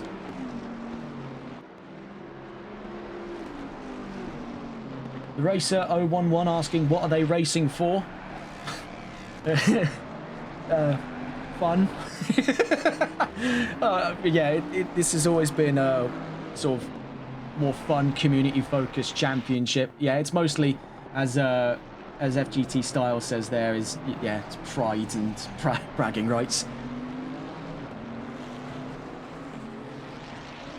Glory, says K1 Khan. Yeah, definitely the case. I imagine there is a lot of pride surrounding that first championship win. I mean, it was dominated last season by exclusives number 788. We see here Nat Bennett getting his way around Sebastian Plotnik. And that's probably what drove them back into this. I mean, why miss out on the opportunity with a grid this big, with racing this crazy? Why miss out on an opportunity such as this? It's like when the sun's out and you fancy going to the pub. There's nothing saying you have to, but oh, go on then. Matt Bennett, though, leads that charge 21.5 seconds. I mean, every time we observe this gap, it is getting bigger. And why are there no Audis, Mercedes, and Lambos? Actually, there is, if I'm not mistaken, but they, through whatever reason, they couldn't make it today. Well, they did try, bless them, and that was the SRC Motorsports team. They, I think, have pulled out of round one after the incident of Stintgate. Hopefully, we will see them again. I do pray for the sake that we will see them again. The whole thing's been a bit of a kerfuffle. Hopefully, that's not the end of the line for a lot of people. As for Mercedes, I mean, your guess is as good as mine. The Mercedes, it is a solid car, and we've seen it on a few occasions in endurance racing that it isn't the worst choice on the grid. In fact, I do seem to recall some pretty solid drives out of Mercedes in the past. One that springs to mind, AERT, in the hands of, I believe, Ian Skeen and Aaron Williams at one point before their decisive move away from AERT to Euro Titans and away from Mercedes to Aston Martin. I do seem to recall Mercedes wasn't a worse choice on the grid, but there are plenty of reasons to go with anything besides the Mercedes car. The Lamborghini, I mean, it's a tough one. It's a new gen vehicle, the Evo 2. It was released alongside the Mustang and the 296, and really your explanation is as good as mine. It's just not a popular vehicle anymore, and sort of went with the wind with the Audi. When the Audi R8 died off, the Huracan wasn't much longer destined for the track, and case in point, now that the R8 is gone, and so too is its 5.2 litre V10 that Audi has co-developed alongside Lamborghini for the last decade, they're moving over toward the Temerario with a V8 engine. They're going down the same kind of route that Ferrari did with the 488 before landing on their perfect formula, the Ferrari 296. Bob is saying, I'm surprised with all the guys doing Mercedes-AMG Virtual Championship are not driving Mercs in other championships because they're all genuinely fast in it. Yeah, I mean, it definitely does add up, but I don't know the inner workings of the AMG Virtual Championship. I actually did inquire with... Oh, never mind. I'll catch up with you that later on. That's the number 60 car in serious jeopardy here as he attempts to rejoin the field. Let's see if we can go catch on board. This was down at the Kleiner chicane. Let's see, where is the number 60? That is... I cannot seem to find him at this time. That's not particularly grand. Again, that's that number problem I was talking about from earlier. The drivers do this, I genuinely can't tell where anyone is.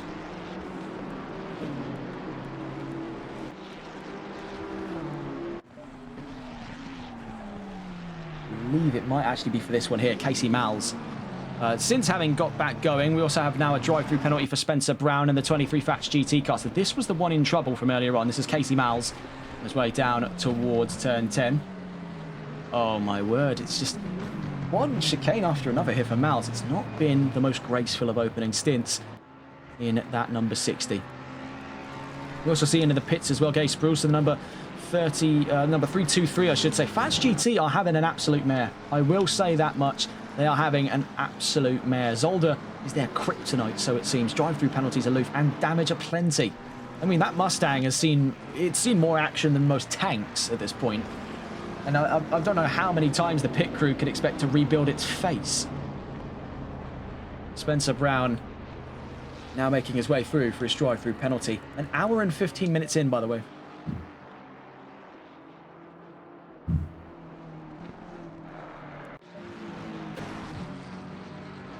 So that top three right now, Exclusive, MSA, and K1 Esports.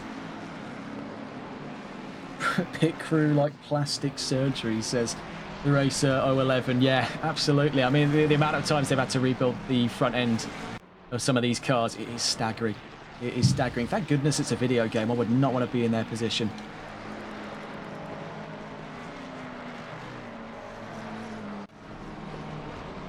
So yeah, back onto that point from earlier, yeah, it is quite a surprise the amount of drivers on this grid that are competing in the AMG Virtual that they would not be considering. Tom Mini 0728 says, can we watch this later after the stream? Watch what precisely? Also, hello, welcome to the chat for the first time. That GT pit crew has to perform more work. Okay, I can't say all of that. Okay. You know, that is QuickTime event. That QuickTime event. We do not read every message in chat. We do not read every message in chat. So, getting a look on the nearest fight inside of that top 10. Axel Cassier versus Cas van Velten. Bentley versus Ferrari. Pedal problems for the number 15 P4 to P30. So that was looking down there. That's for one of the Sparco cars. You can see they're now down to actually P29, so it appears on the grid at the moment, and that's for Theo Monnier-Chaplet of Sparco CTA.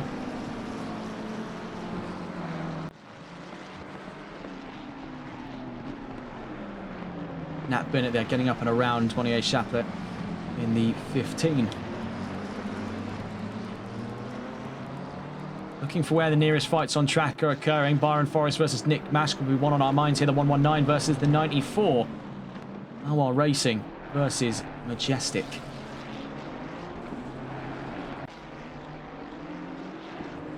This has got to be a bit of a far cry here for Byron Forrest. We've seen him plenty of times over the course of his sim racing career, namely in his appearance several times in GT4, where he's a bit more favourable of the lighter side of vehicles. I mean, of course, the Bentley is technically one of the lighter cars on this grid, and the balance of performance only continues to reinforce that statistic, but it is quite big. This is the only thing I would say. That's got to be quite a culture shock. He's gone from left-hand drive to right-hand drive. He's gone from small Porsche 718 Cayman to monstrously large Bentley Continental. But in spite of this, he's 14th and looking to gain more positions as Gianluca Zamponi is in the pit lane.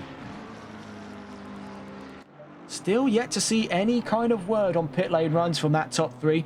We, of course, saw that running earlier on today from Nat Bennett. Neither of those top three have completed what they would constitute a mandatory pit stop. Moreover, neither of those three have swapped over to their other half in this race. Nat Bennett has not swapped over to Fazzy Binks. Ilkay Kelinkoglu's got quite the assortment of drivers to pick from on his team there in the 414. He's alongside Marcus Carlos and Bjorn Egil Kalseth in the number 414 BMW, and then looking for Jorbe van Herle. Now, I've been unfortunately mispronouncing his name over the course of this race, so my sincerest apologies, and it is also spelt wrong there. It is not Svennington, it is Svenningsson.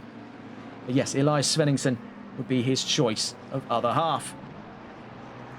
Kelvin Kasten's fourth for the moment in that 111. One thing that definitely does strike me a lot is when you look at that, Kelvin Kasten, Jan Bettentrup and Til Schwering, all of those are drivers from NLR Esports. And you'll remember NLR Esports for the same reason that we did at the end of the opening round this time last season, because they took a decisive win amongst confusing red flag conditions. That was namely their number 5 car, but Kelvin Kastens and Til Schwering and Jan Bettentrup, for that matter, were in the sister car, the number 6. They weren't too far off either.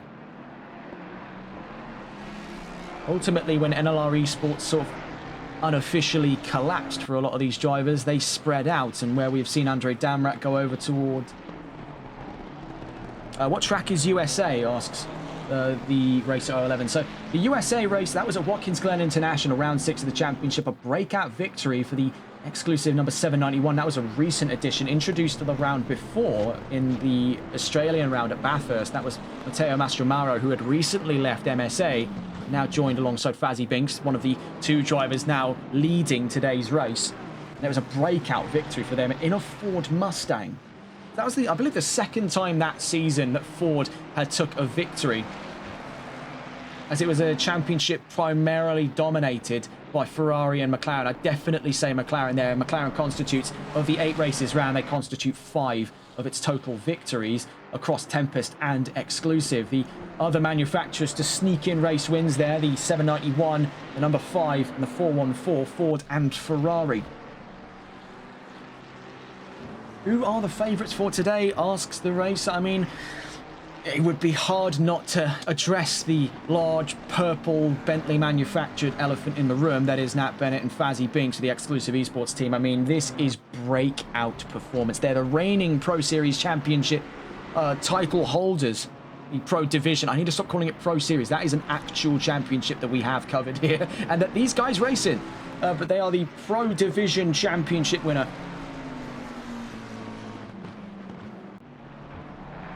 So they are looking to hold on to that throne, and it was quite the ambitious choice. And I spoke of this earlier in today's race, both them and the number 30 of Connor Letford, currently down in 16th. They were the they were the Sorry, I should say that they were the Pro and Privateer Division champions last season out. Both of them are now opting to race in different machines. They were both McLarens come last season. Now, Tempest Motorsports has shifted to the 7th generation Ford Mustang. You can see here, the 788. It's kept it all British, going from McLaren to Bentley.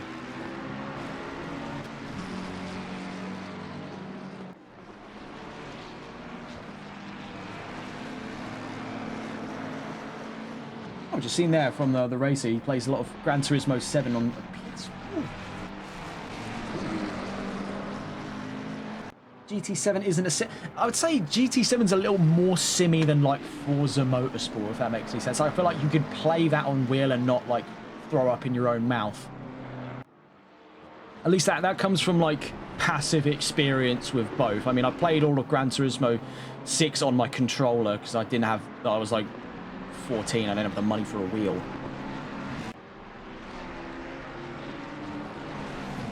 Looking further around the field, we can see a fight going on right now for 4th. Cas van Velzen versus Kelvin Castens. The 111 versus the 313 right now clashing in the back of the top 5. You can see not too far away, just hovering in the background behind the Euro Titans Mustang there.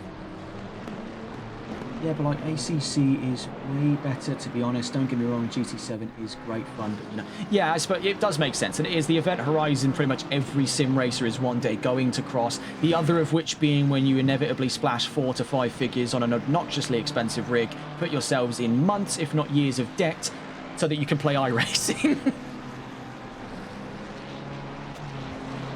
Yeah, I mean, GT7 looks great. It really does look great. I wish I could have played that. I played GT6. I played like a tiny bit of GT5, but I never got to play GT7.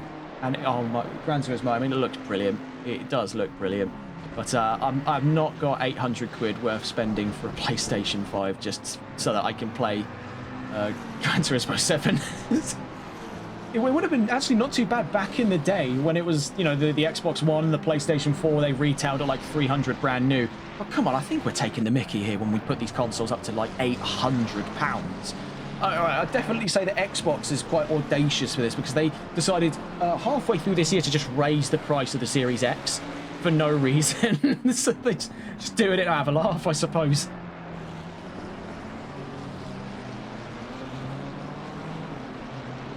Yeah, that is true as well, looking for a PS5 so you can play Le Mans Ultimate, because that is coming next year. And I think this is definitely walking a lot of these drivers into a very important decision here, because I get the feeling we're about to see the console sim racing community either split down the middle or migrate in its entirety. Because right now, ACC is the pinnacle for what sim racing capabilities look like on console. No one is arguing with that point. Some could argue when you look into more niche demographics for stuff like rallying, you'd be moving over to, say, for example, you know, Dirt Rally 2.0, but at the same time, you'd be asking yourself the question, why are you rallying on ACC in the first place? But for anything circuit-side racing, this is the tip of the spear. The only thing ahead of this is on PC. So when LMU does drop, and they've already made that crystal clear that it's going to drop, you don't get to final stage negotiations with Microsoft and Sony if you aren't at least a little bit peckish for a console release. You see, oh, huge bounce there for Castens. That could be up the inside, actually around the outside, sorry. So to the up the inside at Turleman for Cas van Velzen. Could he have just been invited in for a quick move up to 4th, but he has to cut Turleman bot, so he's bottled that one. He's back behind Castens.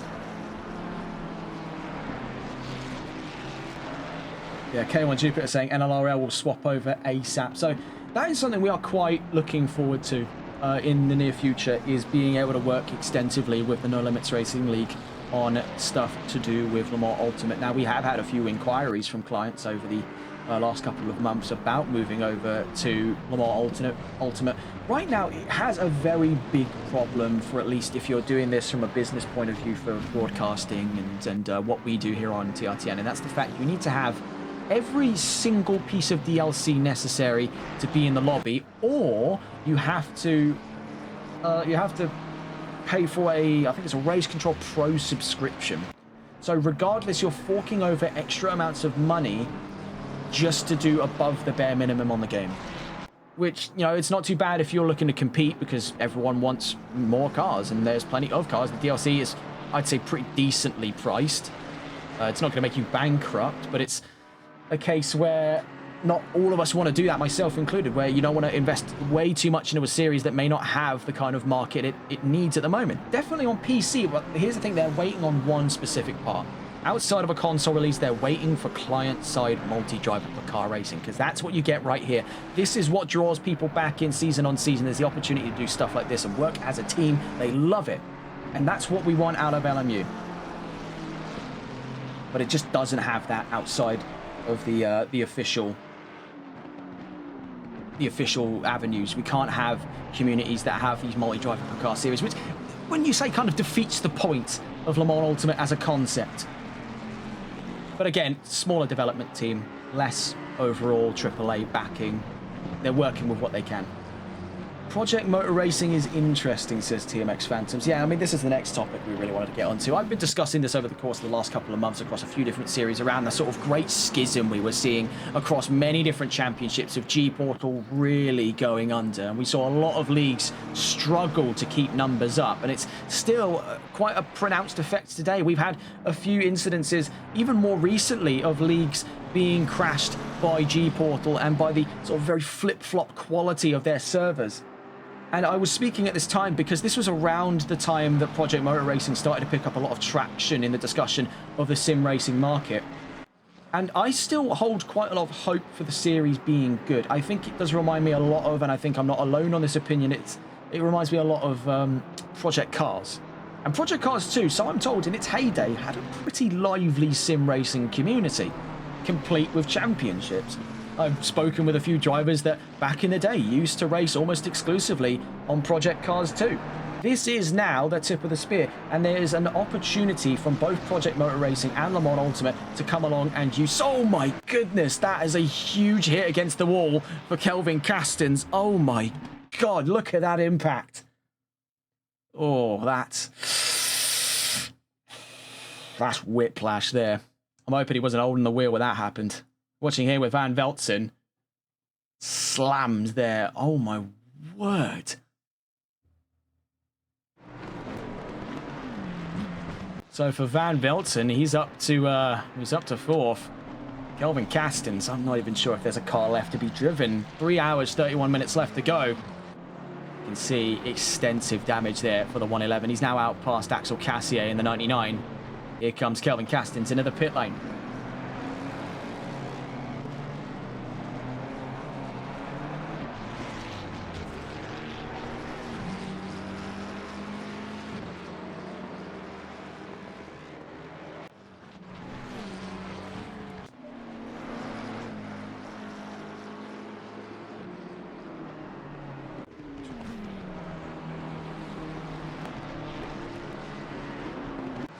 So looking at where we're an hour and a half into today's race.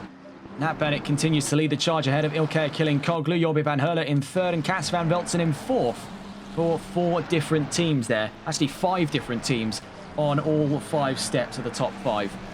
With Axel Cassier out back in 5th, Kieran O'Reilly 7.5 seconds away from the 99 Malois Racing Bentley. And further down the line, of course, O'Reilly from Dion. Riyad Yasarevich in 8th place. A great turnaround, I want to point this out, by the 696, the Whale Racing team down in the Privateers Championship. They are looking right now not only at a division podium, but not too far off. As you can see, he's right alongside Danny Dion in the 51 Sparco Mustang. He's looking at the chances of leading in class in the Privateers Championship. So this is a very close clash we're seeing here between the 51 and the 696. We'll wait for a little while here, staying on board with these two before we look at the rest of the grid. Into the pits at the moment is still Kelvin Castens with an extensive repair job for that BMW after that monolith impact out of Terlemenbocht. Up the road there, you can see Casey Miles side by side with the Black Nitro number 24 car. We'll see who that is on our way down through turn 1. And that's Zobjak at the moment. He's with at this time. Still watching here with Riyad Yasarevich. These two being given the blue flags over to the cars in front of them, so they are allowed to walk on by here, as it is 2 abreast on either side. It's like a very high-speed formation that we're seeing here. Zobjak trying to stay as close as he can to Riyad Yasarevich on his efforts to get around Danny Dion. Casey Miles, though, could be taking the initiative here. We're actually going to try and catch on board with Miles on his way down towards turn 5. Sobchak holds his nerve there in the fight for 30th. Back on board with these two. This is for the division lead, so a lot riding on the line here at the hour-and-a-half mark.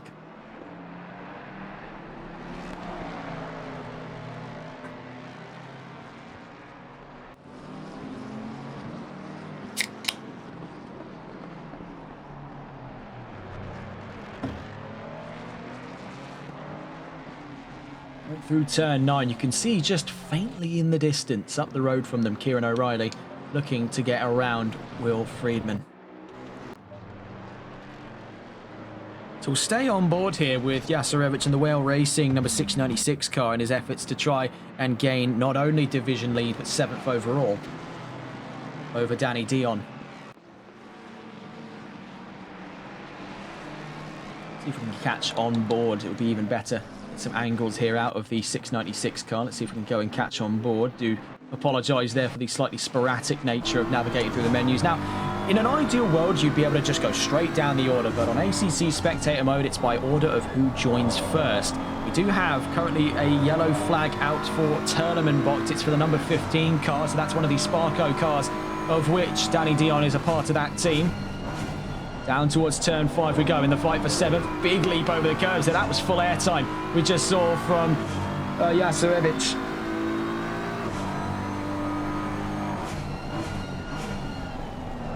Down towards the tournament box. Now this is where that number 15 was in trouble. He has since gotten back going.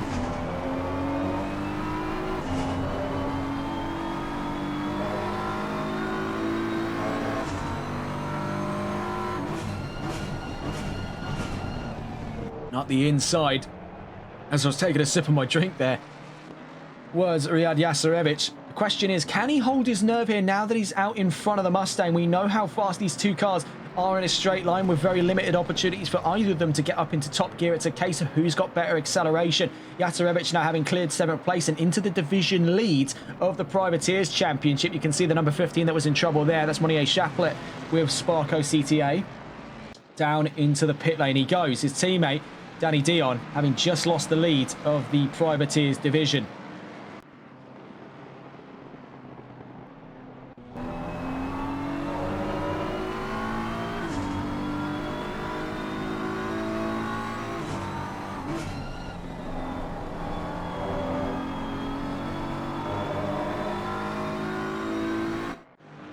Do actually have here a car slowing down. It's one of the race vision cars. We're going to actually catch on board with these two in a moment's time. Let's go and try and catch on board with the number 9. That's Sebastian Plotnik, having moved over for an advancing car. This was on the run down towards turn 1, so a little bit confused into exactly what forced Plotnik to do so.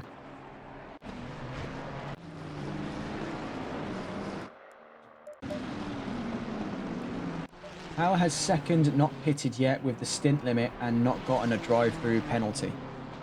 If I'm not mistaken, Koglu has pitted, but like Bennett has just double stinted. The mandatory pit stop is not what resets the stint timer. It's just coming into the pits that resets the stint timer. But we mandate the fact that when you come into the pits, you stay there. We had an issue with this a couple of seasons ago. It was very cheeky, mind you, and it wasn't technically illegal, but it is now.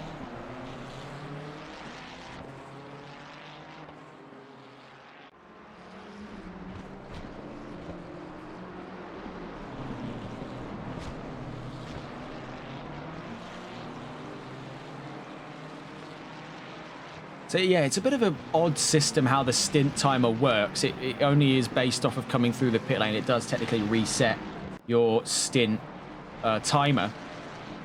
But you are allowed to double stint. There's no limit on how many times you can stint. It's just that you are only allowed to drive for a maximum of X amount of time before you have to come into the pits and reset your stint limit. Or reset your stint time, I should say. Yeah, the Racer 011 in chat asking, is there a Discord I can join? Because this is fire. Let me just link you over to this particular little server. It is the No Limits Racing League.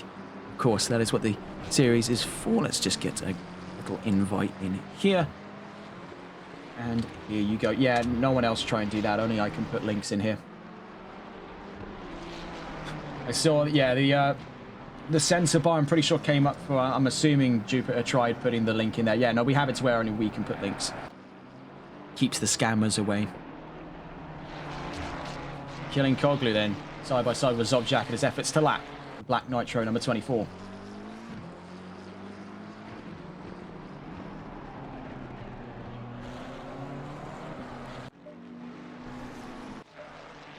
So looking around the field as things start to simmer down a little bit for the long haul. We have Nat Bennett leading the charge from Ilkay, killing Koglu, Jorge van Herle in third, and Cas van Veltzen in fourth, Axel Cassier in fifth, Kieran O'Reilly not too far away in sixth, Yasurevich Riyad in seventh place in the 696 car up and ahead of Danny Dion. That is in the lead of the Privateers division. Then further down the line in ninth place, Ben Cheeseman in the 114. I must comment on the fact that, like a lot of plenty of such cases on this grid, it has been a real turnaround for Cheeseman. Started from the pit lane, if memory serves correct, and he's in ninth place for the K1 Esports team. Sebastian Plotnik in 10th place, John Williams in 11th. Looking around the field, Byron Forrest in 12th place ahead of Nick Mashk and Spencer Brown, 13th from 14th, rounding out the top 15. The number 30 Tempest Motorsports Ford of Connor Letford, now ahead of Kieran Rodd. Right behind him, though, and one of the closest fights on the field here, we can see Gianluca Zamponi versus Kieran Rodd for 16th place. XCL versus Euro Titans. Stay on board with these two as we continue to go down the order. Dennis Kuhleman in 18th, Kevin Quain 19th, and Kelvin Castens, after that monstrous impact, is now at the back of the top 20 for the K1 Esports team. Michael Picconi in the number 5 is in 21st ahead of Will Friedman in the 787. Liam Mutz with AXRL Heats in 23rd ahead of Fossey in the number 33. Freebirds Motorsports Aston Martin. Ben Meredith in 25th, Scott Milbank 26th, Mario Reuters in 27th, Sebastian Turner in 18th. Théo Monier Chaplet in 29th ahead of Casey Miles and Fabian Zobjak in 31st. So we're watching here with Kieran Rodd in the fight for 16th place on board with the 314. He's joined by Harry Palmer and Harrison Greenhalgh for the opening round of the championship with Euro Titans Endurance. Down towards the Kleiner chicane we go. See if we can actually catch on board. What a guard roll there. We've actually got straight on board with the 314. Nat Bennett being ushered through there by Gianluca Zamponi. The XCL cars working in unison. You can see in the background there Axel Cassier and Kieran O'Reilly in an incredibly close fight for the back of the top 5. We'll cut away here from Kieran Rodd as we try to get on board here with Axel Cassier. The Malois racing team have really gone above and beyond in today's race. The 99 once again into the vice of combat against another big league name here, MSA Autosports. Kieran Riley. See, that's their old name, MSA Racing now they go by. They started off as MSA Autosports. Those who know. So Cassier then in the fight for 5th.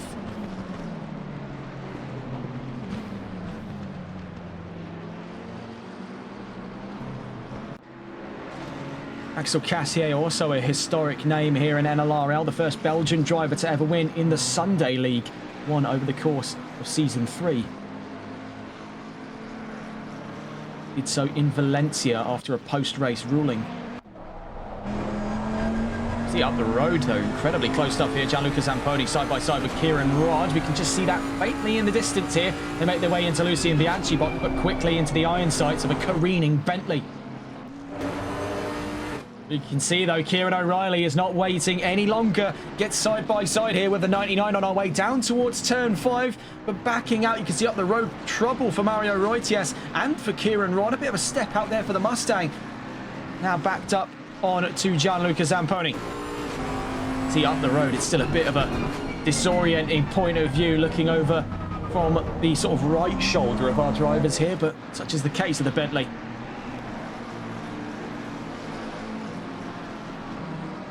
And many thanks for joining us today then, Racer 011. Hope you enjoyed the stream so far. We're still here for another 3 hours and 20 minutes before the race wraps up here in Zolder. 9 now into turn 10. Axel Cassier, I must say, has been able to really let the Bentley sing. Both him and David Tanguay have really been getting a lot out of the car, so one does wonder what will happen when it passes into the hands of Carl Martel. We've seen that Martel is no stranger to heavyweight machinery, a pretty regular customer for Chevrolet in GT4. now in GT3. I think all of these drivers, I'd say feasibly, are right at home. Axel Cassier competed quite prolifically with Ford over the course of the Sunday League, so now to find him behind a very similar machine, albeit from across the Atlantic, trading Detroit or wherever Bentley's based. Honestly, I don't know, but it's, yeah, trading American muscle for British, I suppose, GT. It's the closest thing we have to a muscle car in this nation. And I don't count the Vauxhall Monaro. I don't count that. That's a Holden. That's an Australian car.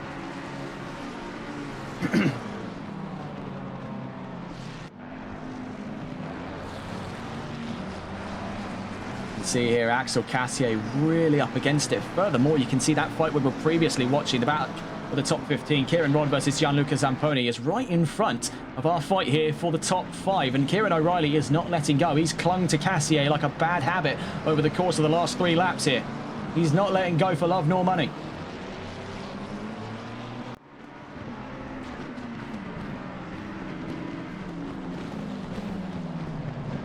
Two battles become one here on two opposite ends of the grid today. Nearly 2 hours then into this race, 3 more still set to follow. It has been definitely a mixed bag getting the race underway. I'm going to have a bit of a field day having to merge all of the relevant bits of footage together for today's race, but make no mistake, it'll look a lot cleaner once it drops on YouTube, and moreover, you may find that after the stream wraps today that it's not available on Twitch. That's because I'm sorting it out on YouTube. This has been a bit of a nightmare for us and Race Control today, and for the drivers. But, you know, what happens after a nightmare? You wake up. And this is the reality of it. We are now back into racing.